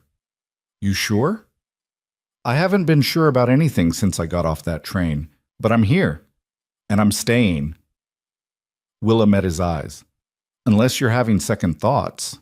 No, He stopped, started again. I want you to know what you're getting into. This town, the people, they're going to make assumptions about us, about what kind of marriage this is. Let them assume. And when they figure out we're sleeping in separate rooms, when they realize it's not a real marriage, then we deal with it. Willa was surprised by her own certainty. But we do this my way, honest, no pretending to feel things we don't. You said that before, about telling the truth. And I meant it. I'm done lying to make other people comfortable. Something shifted in Seth's expression. Respect, maybe. All right, We do it your way. They went to bed separately that night. Willa in the sewing room, Seth in his room down the hall. It felt strange knowing that in a few days they'd be legally bound to each other, husband and wife on paper, strangers in practice. But she'd survived worse arrangements. She'd survived this too. The next morning, Seth went to the bank. Willa didn't go with him. Didn't want to see how much money he'd saved, how much he was willing to spend to get Albert Pugh off her back. But when he came home, his face was drawn. "How much?" she asked. "Doesn't matter." "Seth, I said it doesn't matter." He pulled off his coat with jerky movements. "I had enough. That's what counts." "Enough for what?" "To pay Pugh what he claims he's owed. For the contract, the travel, all of it." Seth's voice was flat. "I'm going to his store this afternoon, settling it before we get married." Willa's stomach dropped. "You can't. That's your money. For the ranch. For what? A dream I haven't touched in 3 years?" Seth shook his head. "The ranch can wait. This can't. You don't understand. That money was supposed to be your fresh start, your way forward after—" She couldn't finish the sentence. "After Rebecca. And this is my way forward now." Seth looked at her directly. "I'm not letting that bastard hold a contract over your head. I'm not giving him any legal standing to claim you, so I'm buying you out of it. I didn't ask you to do that. You didn't ask for any of this. But here we are." He grabbed his hat. "I'll be back in a few hours. We'll go to the courthouse tomorrow, get the license. Reverend can marry us Friday if he's willing. And if he's not, then we'll find someone who will." Seth left before Willa could argue further. She stood in the kitchen feeling like she'd just stolen something valuable, something she had no right to. That money was supposed to be his future, his dream, and he'd just handed it over to buy off a man who'd rejected her on a train platform. The weight of it was crushing. Mary found her sitting at the table, head in her hands. "What's wrong, Mama Willa?" The name still felt strange, but also right in a way Willa didn't want to examine. "Nothing, sweetheart. I'm just thinking." "About marrying Papa? About what it costs, what he's giving up?" Mary climbed onto her lap, something she'd started doing more often. "Papa says sometimes you gotta give up something to get something better." "Did he now?" Uh-huh. "When I didn't want to trade my good ribbon for Sally Martin's hair comb. But the comb was prettier, so I did it anyway." Mary leaned against Willa's chest. "Maybe Papa thinks you're prettier than money." Willa's laugh came out wet. "I'm definitely not prettier than money." "You are to us." The simple certainty in the girl's voice nearly broke her. Seth came back 2 hours later. His face was hard, but there was satisfaction in his eyes. "It's done," he said. "What did Pugh say?" "Not much. Took the money, counted it twice, gave me a receipt." Seth pulled the paper from his pocket. "Contract's dissolved. You're free of him." Willa took the receipt with shaking hands. It was real, official. Albert Pugh no longer had any claim on her. "How much did you give him?" Seth named a figure that made Willa's vision blur. It was everything, every dollar he'd saved, every cent meant for rebuilding his dream. "That's too much. Seth, it's worth it." "How can you say that? You don't even know if this marriage will work, if I'll stay, if—" "I know you're worth more than whatever plans I had for that money." Seth's voice was quiet, but absolute. "So yeah, it's worth it." Willa couldn't speak, couldn't process the idea that someone would sacrifice that much for her. A woman he'd known for barely 6 weeks, a woman he'd taken in out of obligation. "I'll pay you back," she managed. "No, you won't." "Seth, this isn't a loan, Willa. It's a choice. My choice." He moved to the stove, poured coffee that had been sitting too long. "Now we go forward, together, as husband and wife." "As business partners who happen to be married," Willa corrected. "If that's how you want to see it, that's how it is." Seth didn't argue, just drank his terrible coffee and looked out the window at the snow-covered yard. The courthouse was cold and bureaucratic. They stood in front of a clerk who looked bored, answered questions with single words, signed papers with hands that didn't quite shake. The clerk barely glanced at them. "License is good for 30 days. Find someone to perform the ceremony, bring back the signed certificate." "That's it?" Willa asked. "That's it." The clerk slid the paper across. "Next." They left with a marriage license that felt more like a business permit.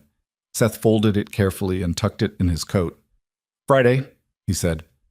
Reverend Williams agreed to do it. 2 o'clock. That fast? No point waiting. Gives Pew less time to cause trouble. They walked back through town in silence. People stared, whispered. By now, everyone knew about the upcoming marriage. Knew it was sudden, suspicious. Knew Albert Pew had been paid off and what that implied. Let them know, Willa thought. Let them talk. She was done caring. Thursday passed in a blur of preparation that felt more like bracing for disaster than celebrating. Willa had no dress except the one she'd arrived in, cleaned and mended but still worn. Mary insisted on picking flowers despite the cold. Came back with a handful of half-frozen wildflowers that wouldn't last the night. For your hair, the girl said. Brides need flowers. I'm not that kind of bride. You're still a bride. Mary was adamant. And brides need flowers. Mama said so. The mention of Rebecca hung in the air. Seth, who'd been working on something in the corner, looked up. She did say that, he confirmed quietly. At our wedding, she wore flowers in her hair. Said it was the only thing that mattered besides the vows. Willa took the flowers from Mary. They were scraggly and sad, but the gesture behind them was pure. Thank you, sweetheart. I'll wear them tomorrow. Mary beamed. Jack, who'd been silent for days, finally spoke. You really going through with this? Yes, Willa and Seth said simultaneously. Jack looked between them. And after? When Pew's not a problem anymore? What then? Then we keep living, Seth said. Same as we have been. Except you'll be married. On paper, that's all. That's not all, that's... Jack's voice cracked. That's permanent. That's you choosing her over... Don't. Seth's voice was sharp. Don't finish that sentence. I'm not choosing anyone over your mother. I'm choosing to help someone who needs it. There's a difference. Is there? Yes. Seth's eyes were hard. And you'll understand that someday, when you're old enough to see that life isn't black and white, that sometimes you do things that don't make sense to anyone else but make perfect sense to you. Jack stared at his father. Then he grabbed his coat and left. Seth started to follow, but Willa stopped him. Let him go. He needs time. He's had time. Not enough. Maybe not ever. Willa sat down. You can't force him to accept this, Seth. He has to come to it on his own. And if he doesn't, then we live with it, same as everything else. Seth looked like he wanted to argue, but he didn't. Just stood there in the middle of his kitchen, looking lost. That night, Willa couldn't sleep. She kept thinking about tomorrow, about standing in front of a reverend and promising things she didn't feel, about wearing a dead woman's flowers in her hair while marrying a man who'd made it clear she was second choice at best, about what came after, because that was the real question, wasn't it? What happened when the immediate crisis was over? When Albert Pew was gone and the marriage was legal and they had to figure out what this arrangement actually meant? Would they stay married, separate, pretend it never happened? Willa didn't have answers. Just questions that kept her awake until the sky started to lighten. Friday arrived too fast and too slow. Willa put on her cleanest dress, the one she'd been saving for something important. It wasn't white, wasn't fancy. Just serviceable brown wool that made her look exactly like what she was, a working woman past her prime. Mary insisted on doing her hair, and Willa let her. The girl's small fingers worked carefully, braiding and pinning with more skill than expected. When she was done, she tucked the wilted flowers into the braid. There. Now you look like a bride. Willa looked in the small mirror. She looked like herself, tired, plain, but the flowers added something. Hope, maybe, or just color against the brown. Thank you, Mary. You're welcome, Mama Willa. Mary hugged her tight. I'm glad you're marrying Papa, even if it's just practical. Me too, sweetheart. The lie came easier than expected. The ceremony was small. Just Seth, Willa, the children, and Reverend Williams in the small church that smelled like old wood and dust. No guests, no celebration, just words spoken in a quiet room while winter light filtered through dirty windows. Dearly beloved, the Reverend started, and Willa stopped listening. She focused instead on Seth's hands, rough from work, scarred in places. Honest hands.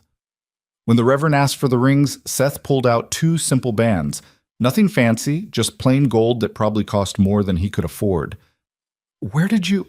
Willa whispered. Had them made yesterday. Couldn't get married without rings. Seth's voice was low. People would talk. People are going to talk anyway. Yeah, but at least they can't say I did it halfway. The ring slid onto her finger. Too loose. She'd have to get it sized. But for now, it sat there like a brand. A claim. A promise made out of necessity instead of love. When it came time for Seth's ring, Willa's hands shook. She'd never put a ring on anyone's finger before. Never expected to. The band caught on his knuckle, and she had to twist it to get it past. Sorry, she muttered. It's fine. The Reverend droned on. Something about love and honor and cherishing. Words that didn't apply to this marriage. Willa felt like a fraud standing there, pretending to mean any of it. Then came the part she'd been dreading. You may kiss the bride. Willa's heart hammered. They hadn't discussed this, hadn't planned for it. She looked at Seth, panicked. He stepped closer, close enough that she could see the uncertainty in his eyes, the same panic she felt. We don't have to, he said quietly, so only she could hear. People expect it. Since when do you care what people expect? Fair point. But the Reverend was watching. Mary was watching. Even Jack, who'd shown up at the last minute, was watching from the back pew. Just make it quick, Willa whispered. Seth's mouth twitched. Might have been amusement. Then he leaned in and pressed his lips to hers. It lasted maybe 3 seconds. Maybe less. Nothing romantic about it. Just a brief contact, obligation fulfilled. But Willa felt it everywhere. She pulled back fast, face burning. Seth looked equally rattled. I now pronounce you husband and wife, the Reverend said, oblivious to the tension. And just like that, it was done. Willa Hart was now Willa Callan, married to a man she barely knew, stepmother to children who didn't want her, tied to a life she'd never planned for. They signed the certificate. The Reverend witnessed it, made it official in the eyes of the law, if not the eyes of anyone else. Outside, the cold hit like a slap. Willa pulled her coat tighter and started walking. Seth fell into step beside her. The children trailed behind. Well, Seth said after a block. That's done. Yeah. You all right? Fine.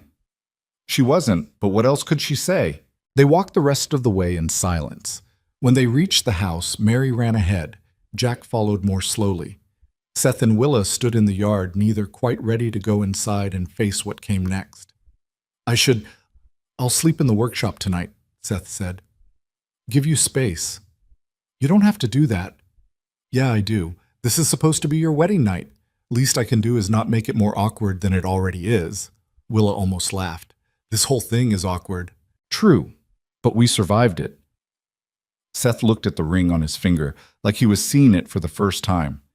And we'll survive whatever comes next. You sound pretty sure about that. I'm not. But I'm good at pretending. He headed for the workshop. I'll be back in the morning. Make sure the kids eat something.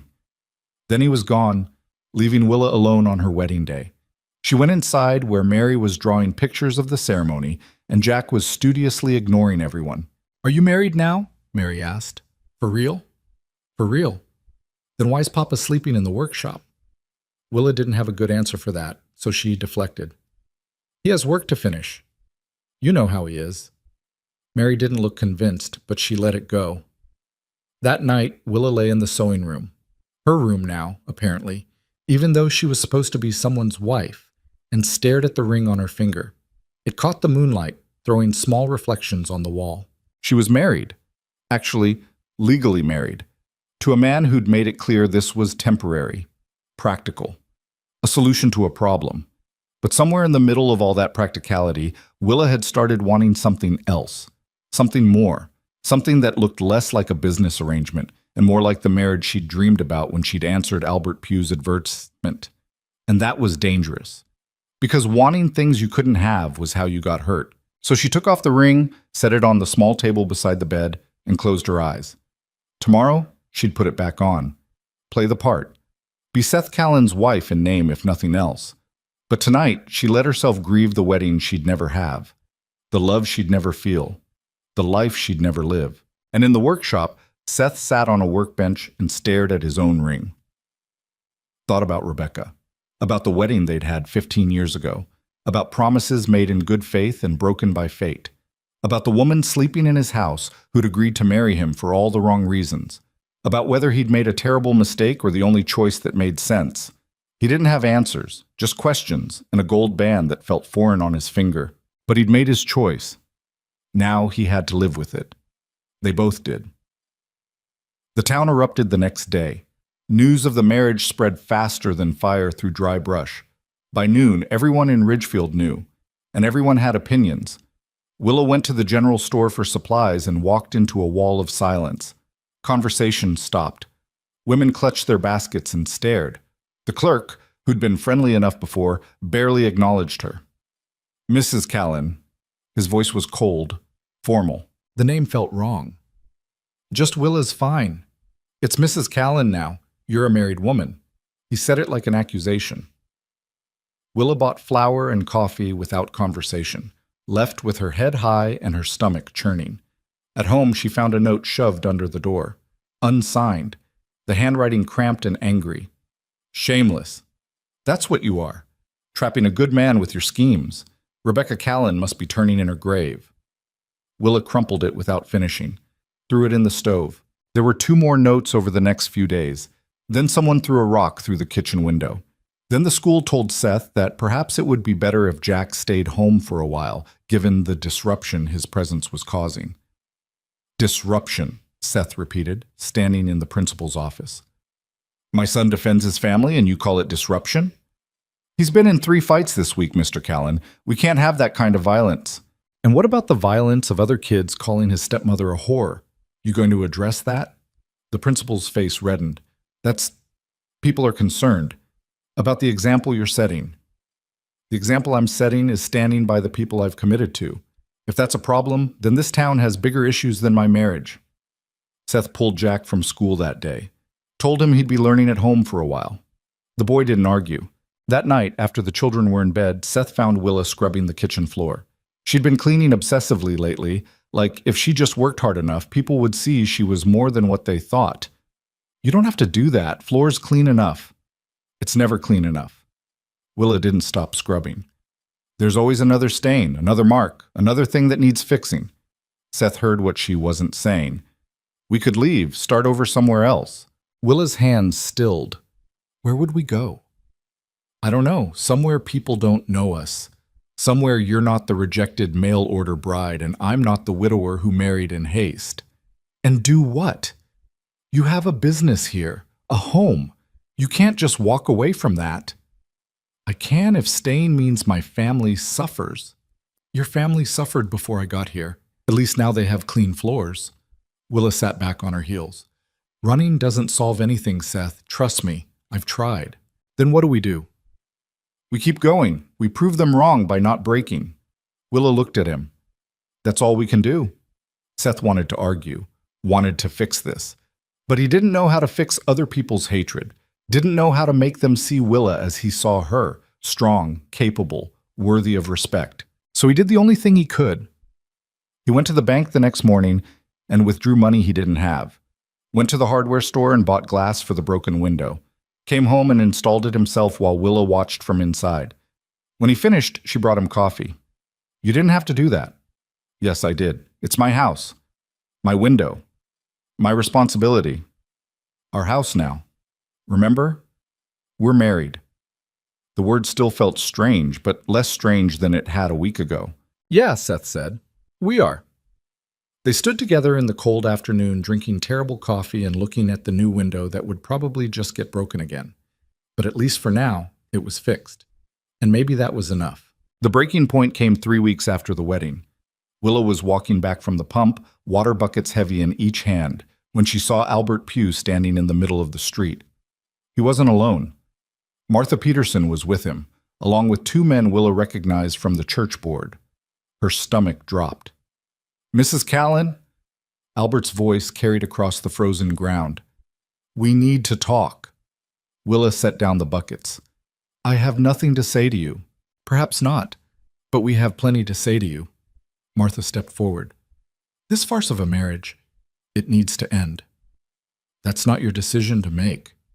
It is when it's corrupting the moral fabric of our community. One of the men spoke up, Horace Green, owner of the feed store. We've consulted with legal counsel. The marriage can be annulled on grounds of fraud. Willa's heart hammered. There was no fraud. You married Seth Callan solely to escape a legal contract with Mr. Pugh. That constitutes fraud. Horace's voice was smug. We're prepared to file papers with the county court. The marriage will be dissolved and you'll be ordered to honor your original agreement with Mr. Pugh. That contract was paid off. Seth gave him every dollar he asked for. Under duress, Albert said. I was coerced into accepting payment by the threat of your hasty marriage. Makes the transaction invalid. Willa stared at him. You're lying. You took that money gladly. Prove it. Albert's smile was cold. It's your word against mine. And I'm a respected businessman. You're a woman of questionable character who's been living in sin with a widower. I'm his wife now, legally married. A marriage of convenience isn't a real marriage. Martha's voice dripped satisfaction. Everyone knows it. You don't share a bed, don't share a life. You're just a housekeeper with a ring. The words hit harder than they should have because they were true. Willa and Seth barely spoke most days. He slept in the workshop more often than not. They existed in the same space without really touching each other's lives. The marriage is legal, Willa said, fighting to keep her voice steady. Legal doesn't mean legitimate. Horace pulled out a folded paper. We're filing tomorrow. By the end of the month, your marriage will be annulled and you'll be required to fulfill your contract with Mr. Pugh, or face criminal charges for fraud. Criminal charges? For what? Theft by deception, accepting room and board under false pretenses. Take your pick. Albert stepped closer. You're going to lose, Miss Hart, and when you do, you'll have nowhere to run. So you can either come with me now, willingly, or you can drag this out and make it worse for everyone, including those children you've been playing mother to. Willa's hands clenched. Don't bring them into this. They're already in it, thanks to you. Martha's voice was almost gentle now, which made it worse. You've disrupted that family enough. Time to do the right thing and leave. The right thing. Willa's voice shook with rage. You people wouldn't know the right thing if it hit you in the face. You've spent weeks making my life hell, making Seth's life hell, punishing his children for something they didn't do. And you call that righteous? We're protecting our community.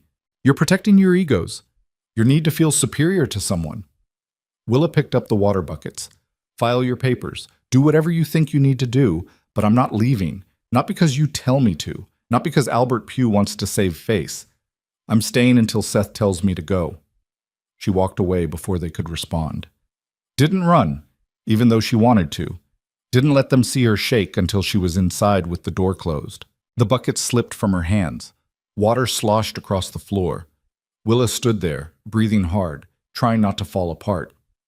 That's how Seth found her 10 minutes later, standing in a puddle, staring at nothing. Willa, what happened? The words spilled out, the confrontation, the threats, the plan to annul the marriage and force her back to Albert Pugh. Seth's face went hard. They can't do that. They can try. And if they convince a judge that the marriage was fraudulent, Willa's voice cracked. Seth, what if they're right? What if this whole thing was a mistake? I brought you nothing but trouble. Your kids are suffering. Your reputation is destroyed. You lost all your savings. Maybe I should just... Don't. Seth crossed to her, grabbed her shoulders. Don't you dare finish that sentence. You're not leaving. I don't care what they file or who they convince or what lies they tell, but they're going to take this to court. That costs money you don't have, time you can't afford. Willa looked at him. I can't let you sacrifice any more for me. That's not your choice to make. Yes, it is. This is my life, my problem. I should be the one deciding that. You think this is just your problem? Seth's voice rose. You think them attacking you doesn't affect me? Doesn't affect my kids? We're a family now, Willa, for better or worse. Remember those vows? Those vows were a formality. We both know this marriage isn't real. Isn't it? Seth's grip tightened. We live together, eat together, raise my kids together. You wear my ring and I wear yours. What part of that isn't real?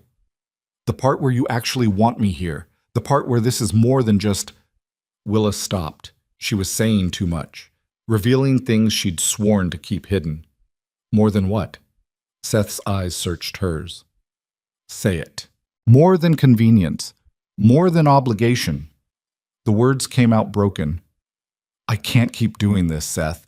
Can't keep pretending this doesn't matter when it's the only thing that does matter.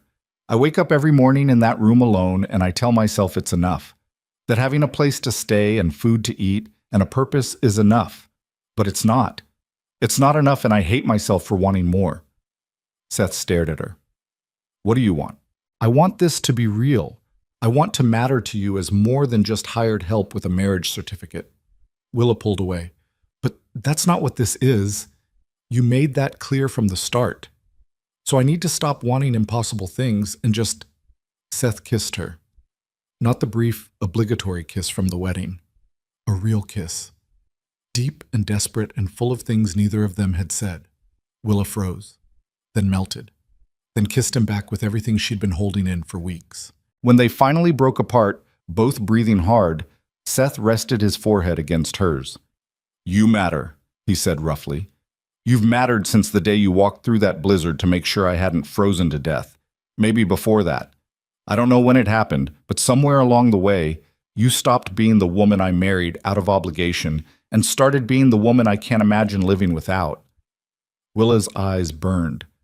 You don't mean that. I do. And I should have said it sooner. Should have told you that when I wake up in that workshop, the first thing I think about is whether you're okay, whether you slept all right, whether someone said something cruel at the store. Seth cupped her face. I think about you constantly. Wonder what you're doing, whether you're happy, whether you regret saying yes to this mess. I don't regret it. Good, because I don't either. Seth's thumb brushed her cheek. I loved Rebecca. I'll always love Rebecca. But loving her doesn't mean I can't love you. Doesn't mean I haven't been falling for you every day since you fixed those porch steps and told me they'd hold because you made them hold. Willa laughed through tears. That's a terrible reason to fall for someone. Yeah, well, you're stuck with me anyway.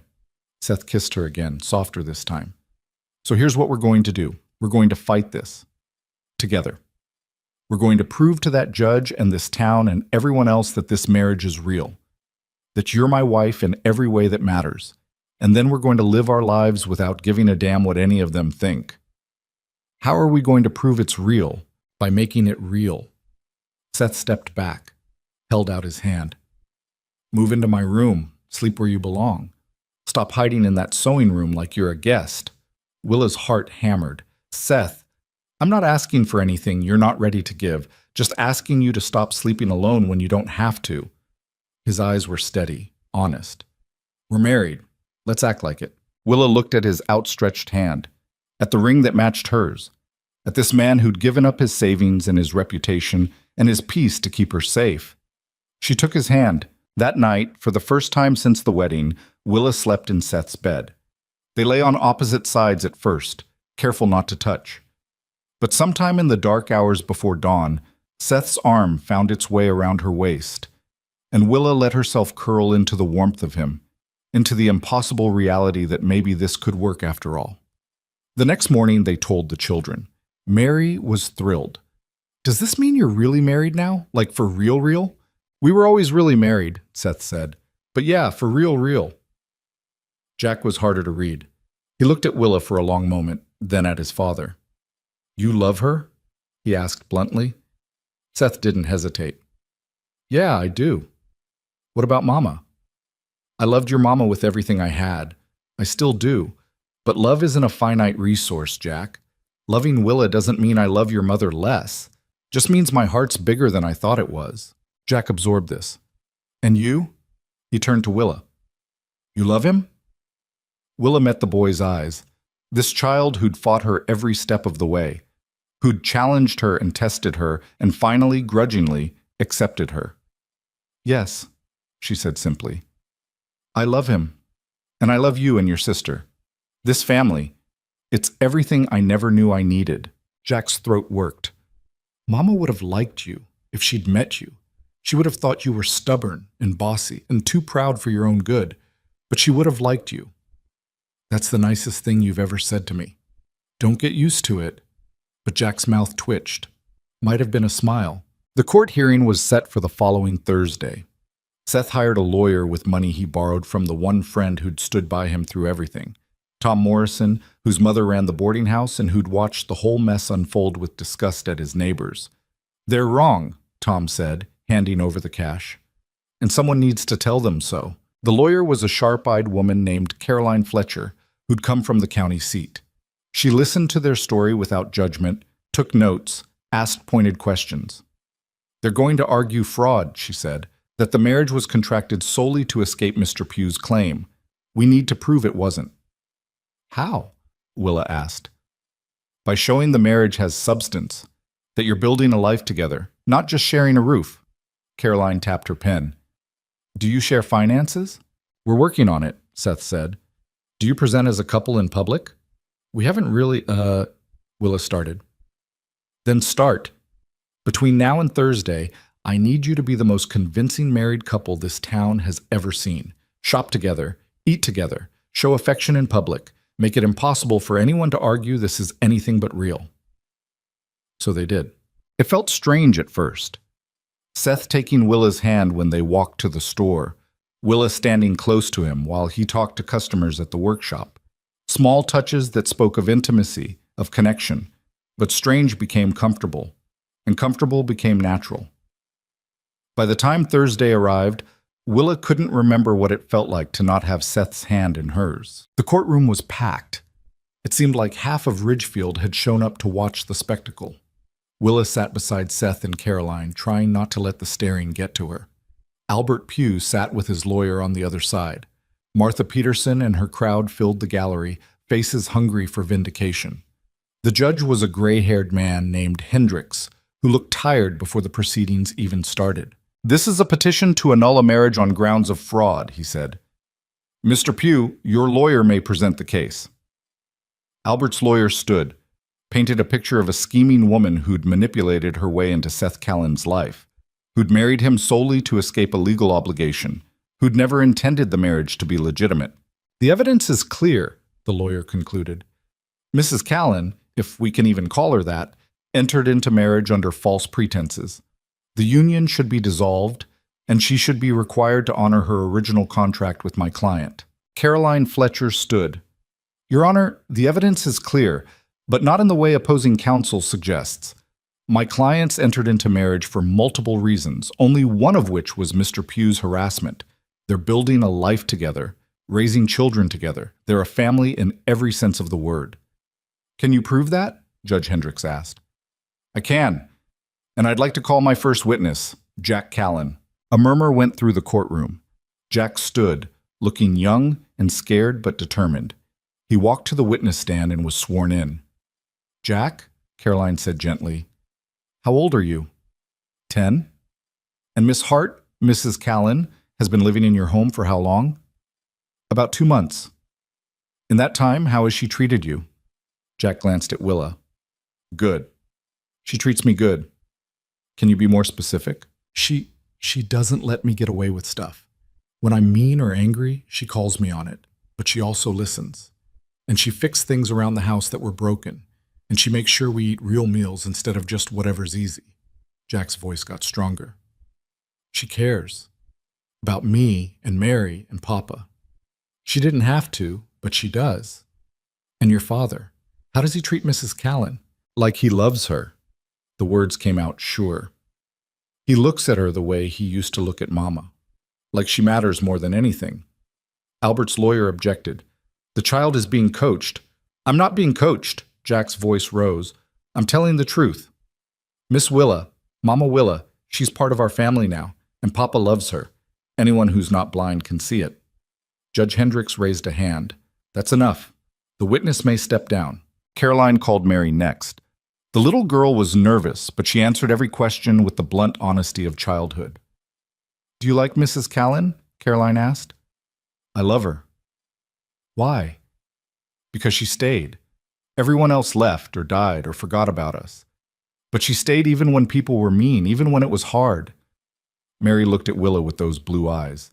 "She's my Mama Willa, and that means something." Finally, Caroline called Seth. He walked to the stand, sworn in, and faced the courtroom with calm certainty.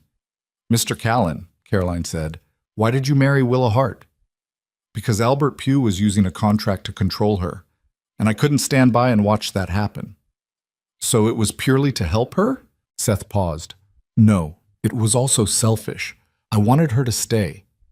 My house, It had been dying for 3 years, just existing without really living. Willa changed that. She brought life back, made my kids smile again, made me want to get up in the morning. His voice roughened. I married her to protect her, but I stayed married to her because I fell in love with her. When did you realize you loved her? I don't know exactly. Maybe when she walked through a blizzard to check on me. Maybe when she stood up to my son and refused to be intimidated. Maybe when she fixed the porch steps and told me they'd hold because she made them hold. Seth looked at Willa. It wasn't one moment. It was 100 small moments that added up to certainty. And now? Do you consider this a real marriage? It's the realest thing in my life. Albert's lawyer cross-examined, tried to find cracks in the story, but Seth didn't waver. Neither did the children. Then Caroline did something unexpected. She called Willa to the stand. Willa's legs shook as she walked up, was sworn in, sat down facing a room full of people who hated her. Mrs. Callan, Caroline said, tell us about the night you spent in Mr. Callan's workshop. Objection! Albert's lawyer jumped up. Relevance? I'm establishing the development of their relationship, Your Honor. Proceed? Willa swallowed hard. I went to check on him during a storm. We got snowed in, had to wait it out. What did you talk about that night? Everything. Nothing. I don't remember all of it. Willa's eyes found Seth's. I remember thinking that he was a good man, that he'd been dealt a terrible hand and was still trying to do right by his kids, that I wanted to help him carry some of that weight. When did you realize you loved him? The question hung in the air. Willa thought about lying, making it sound simple and clean. But these people had already decided she was a liar. She was done proving them right. I don't know if I can point to a single moment, she said, but I remember the first time he said thank you, for checking on him, for giving a damn. Nobody had thanked me for anything in years, and the way he said it, like it actually mattered, I think that's when I started to fall. And the marriage? Do you regret it? No, not for a second. Willa's voice was firm. I regret that it took Albert Pugh's manipulation to make it happen. I regret that this town has made my family suffer for my existence. But I don't regret marrying Seth Callan. He's the best thing that's ever happened to me. Albert's lawyer stood. Mrs. Callan, isn't it true that you answered a mail-order bride advertisement out of desperation? Yes. And that you were rejected by my client on the grounds that you misrepresented yourself? I didn't misrepresent anything. Your client rejected me because I wasn't pretty enough. There's a difference. A ripple went through the courtroom. Albert's face reddened. Isn't it true that you moved into Mr. Callan's home immediately after being rejected? Yes, because he offered me work. I took it. And seduced him into marriage. Objection! Caroline was on her feet. I didn't seduce anyone, Willa said before the judge could respond. I worked. I cleaned. I helped raise his children. And somewhere in all of that, we fell in love. That's not seduction. That's life. The lawyer tried a few more angles, but Willa didn't break. She answered every question with honest conviction. When she finally stepped down, she felt lighter. Judge Hendricks called a recess. Willa, Seth, and the children waited in the hallway while he deliberated. You did good, Seth said quietly. I told the truth. Same thing. An hour later, they were called back in. The courtroom was silent as Judge Hendricks reviewed his notes. I've heard compelling arguments from both sides, he said finally. Mr. Pugh's counsel makes a valid point about the timing and circumstances of the marriage. However, timing alone doesn't constitute fraud. People marry for many reasons. Love, money, protection, companionship. The law doesn't require love for a marriage to be valid. Only consent and intent to build a life together. He looked at Seth and Willa. Having heard testimony from you, your children, and observed your demeanor throughout these proceedings, I find that this marriage, regardless of its origins, is legitimate. You're building a family. That's evident in every word your children spoke, in the way you look at each other, in the sacrifices you've made. Albert stood. Your Honor, I'm not finished, Mr. Pugh. The judge's voice was sharp. I'm also troubled by your behavior. You rejected Mrs. Callan publicly, accepted payment to dissolve your contract, and now you're attempting to use the legal system to force her into marriage against her will. That's not justice. That's harassment. I have rights. You have exactly the rights the law provides. No more, no less. And the law does not entitle you to another person's life simply because you paid a fee to a marriage agency. Judge Hendricks gathered his papers. The petition for annulment is denied. The marriage between Seth Callan and Willa Callan is recognized as valid and binding. Mr. Pugh, you are ordered to cease all contact with Mrs. Callan. Any further harassment will result in legal consequences. This court is adjourned. The gavel fell. For a moment, nobody moved. Then Mary let out a whoop and threw her arms around Willa. Jack was grinning. Seth pulled Willa close and kissed her in front of everyone, and she kissed him back without caring who saw. Outside the courthouse, Martha Peterson and her crowd stood in stunned silence. Albert Pugh climbed onto his horse without a word and rode out of town. Nobody stopped him. Nobody cared. Tom Morrison was waiting with a handshake for Seth and a kind word for Willa. About time someone told those busybodies where to stick it. Walking home through the late afternoon cold, Seth pulled Willa close. "What are you thinking?" he asked. "That I got off a train 2 months ago with nothing, and now I have everything." "Everything's a strong word." "Is it? I have a home, a family, a husband who loves me."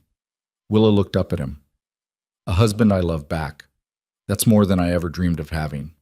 Seth kissed her forehead. "We should probably do something to celebrate." "Like what?" "I don't know. Normal people probably have a party. Invite friends." "We don't have that many friends." "Fair point."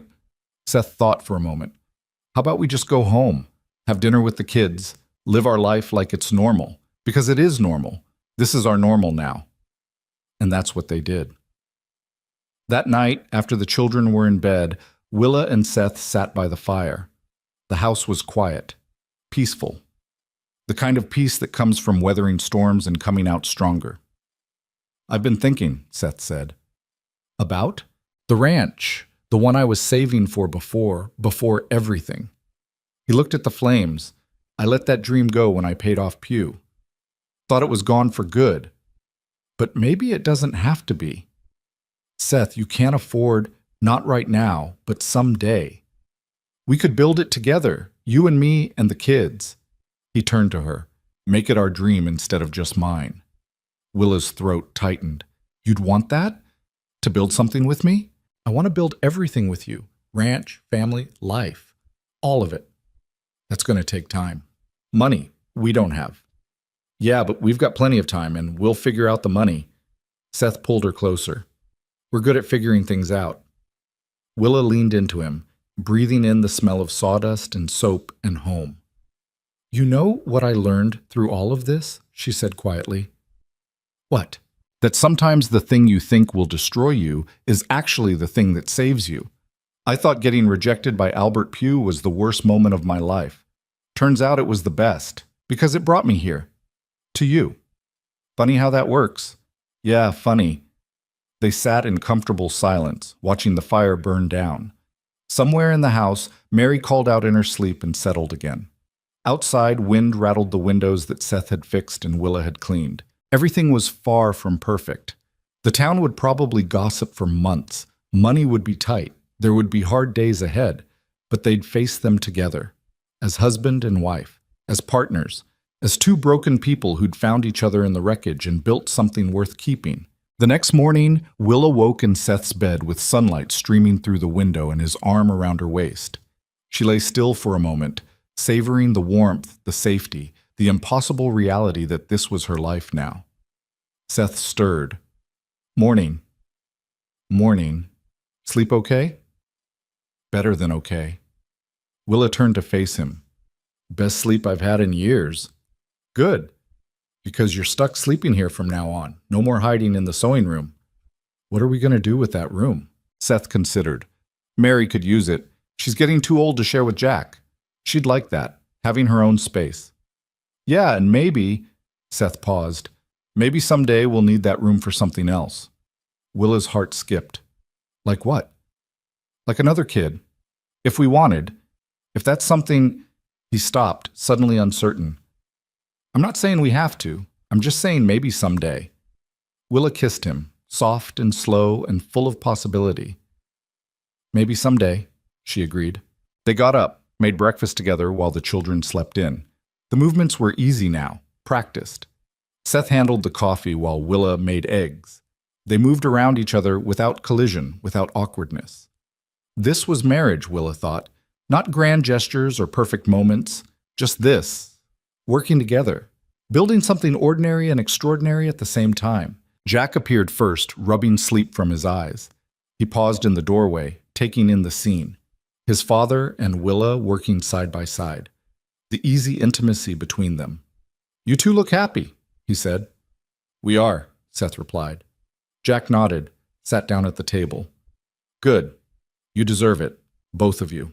Mary followed soon after, climbing into Willa's lap while breakfast finished cooking.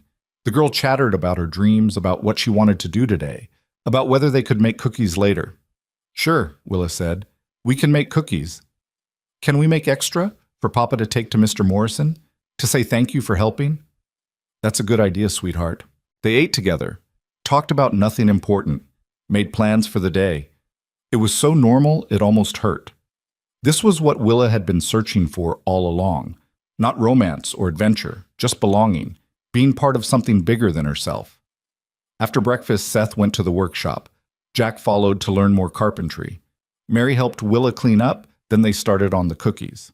While the first batch baked, filling the house with the smell of butter and sugar, Mary looked up at Willa. "Mama, Willa?" "Yes?" "Are you glad you came here, even though it was hard at first?" Willa thought about that train platform, about Albert Pugh's rejection, about standing alone with nothing and nowhere to go. "Yeah," she said, "I'm glad.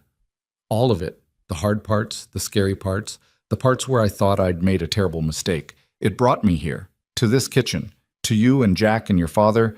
So yeah, I'm glad." Mary hugged her tight. "I'm glad too." That afternoon, Willa took the cookies to Tom Morrison. He accepted them with genuine pleasure. "How are you holding up?" he asked. "After yesterday?" "Better than I expected. Feels like I can finally breathe." "Good. You've earned some peace." Tom glanced toward his mother's boarding house. "Fair warning, there's still people in this town who won't accept you, who'll hold grudges." "I know, but they don't matter as much as the people who do accept me." "That's a healthy way to look at it," Tom smiled. "For what it's worth, I think you and Seth are good together. You balance each other out." "You're one of the few who thinks so." "I'm one of the few who's paying attention." Tom took a cookie. "The rest are too busy being scandalized to notice what's actually happening. But I see it. You've made that family whole again. That's worth more than any reputation." Willa walked home thinking about his words. About reputation versus reality. About how easy it was to judge from the outside without understanding what was actually happening inside a life. She'd been judged her whole life. Too plain, too poor, too old, too desperate. And she'd let those judgments define her for too long. But not anymore.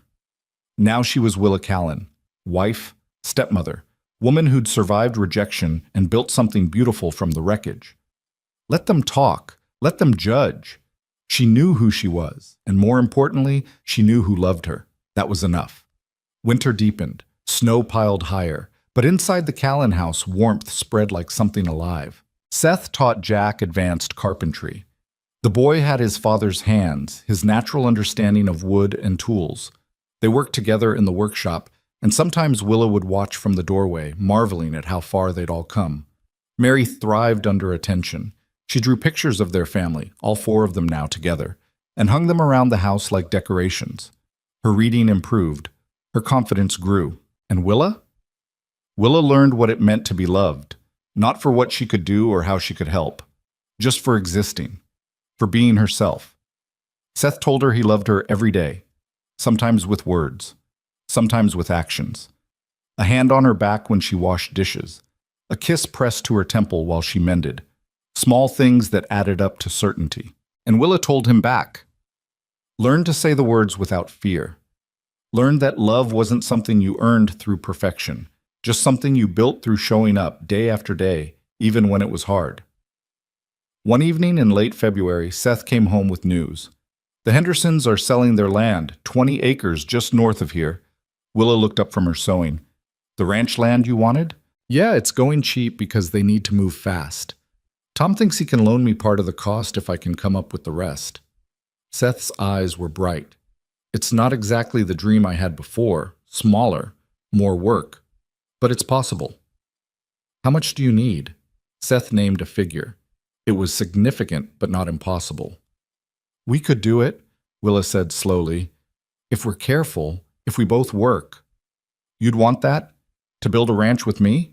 I'd want to build anything with you. Willa set down her sewing. But only if it's something we do together, not you sacrificing and me just existing. Real partners. Real partners, Seth agreed. Equal say in everything. They shook on it. Then Seth kissed her until she forgot why shaking hands had seemed appropriate. Spring came slowly. The snow melted in stages, revealing a world that had been hidden for months. Willa planted a garden. Mary helped, getting more dirt on herself than in the ground. But the seeds went in, potential buried in dark soil. Seth bought the land, signed papers that made him and Willa joint owners, started planning the ranch they'd build together. Jack turned 11. Willa baked him a cake, and the boy actually hugged her in front of everyone. Progress came in small moments. The town slowly, grudgingly accepted the Callens' marriage. Not everyone. Martha Peterson still crossed the street rather than walk past Willa. Others held on to their judgments like precious things. But enough people softened, enough recognized that this marriage, however it started, had become something real. And those who didn't? Willa learned to pity them. They were so busy protecting their version of righteousness that they missed out on grace, on growth, on the messy, beautiful reality of people changing and becoming better. Their loss. One night in early summer, Willa and Seth sat on the porch they'd rebuilt together. The air was warm, crickets sang, stars spread across the sky like spilled salt. You ever think about that day? Seth asked. When you got off the train? Sometimes. Feels like a lifetime ago. You were so angry, so hurt. Seth took her hand. I remember watching you stand there while Pugh walked away. And I remember thinking that someone should do something, should help. So you did. So I did. Best decision I ever made. Willa leaned against his shoulder. You know what scares me sometimes? What? How close I came to not knocking on your door, to just walking away, finding somewhere else, anywhere else. She shuddered. I almost missed this. All of this. But you didn't. You stayed. You fought. Seth kissed the top of her head. You chose this life. Chose us. Best decision I ever made. They sat in comfortable silence. Inside, they could hear Mary singing while she got ready for bed. Jack reading aloud to his sister. The sounds of a family, their family. You know what I learned? Willa said after a while. Tell me. That sometimes the worst thing that happens to you is actually the best thing in disguise. That rejection can be redirection. That hitting bottom means you finally have something solid to build on. She turned to look at Seth. I spent years thinking I wasn't enough. Wasn't pretty enough, young enough, worthy enough. And it took getting rejected by a man like Albert Pugh to realize the truth. Which is that I was looking for validation from people who couldn't see my worth. And once I stopped seeking their approval, once I just started living, I found people who saw me exactly as I was and loved me anyway. Seth's eyes were soft. You're pretty wise for someone who got off a train with nothing. I had something, just didn't know it yet. What? Strength, resilience, the ability to survive anything. Willa smiled.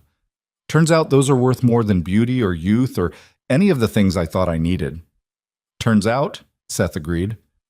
Later that night, lying in bed with Seth's arm around her and the sound of crickets drifting through the open window, Willa thought about how far she'd come. From that platform to this bed. From rejected to beloved. From alone to surrounded by family. It hadn't been easy. There had been moments she'd wanted to quit, to run, to give up on the impossible dream of belonging. But she'd stayed. She'd fought. And in fighting, she'd found something she'd been searching for all her life. Home. Not a place, not a building, but a feeling. The certainty that no matter what happened, she wasn't facing it alone. That she had people who would stand beside her, who would fight for her, who would love her on her worst days and her best. That was worth more than any ranch, any reputation, any amount of money. That was everything. As Willa drifted towards sleep, she heard Mary's voice from the other room, a sleepy question directed at Jack. Do you think Mama Rebecca would be happy? That Mama Willa is here? Jack was quiet for a moment. Then, yeah, I think she would be. I think she'd be glad Papa found someone. That we found someone. Someone who stayed. Me too, Mary whispered. Willa's eyes burned with tears. Good tears. Grateful tears. She'd come to Ridgefield expecting one thing and found something completely different. Better. More real than any fantasy she'd built in her head during those long train rides west. She'd found herself. Her strength. Her worth. And in the process, she'd found a family who saw her not as a replacement or a convenience, but as exactly who she was meant to be. Willa Callan. Wife. Mother. Survivor. Home. The journey from that train platform to this moment had been brutal, humiliating, painful in ways she still carried, but every single step had been worth it because it led her here, to this bed, this family, this life. And that was more than enough. It was everything.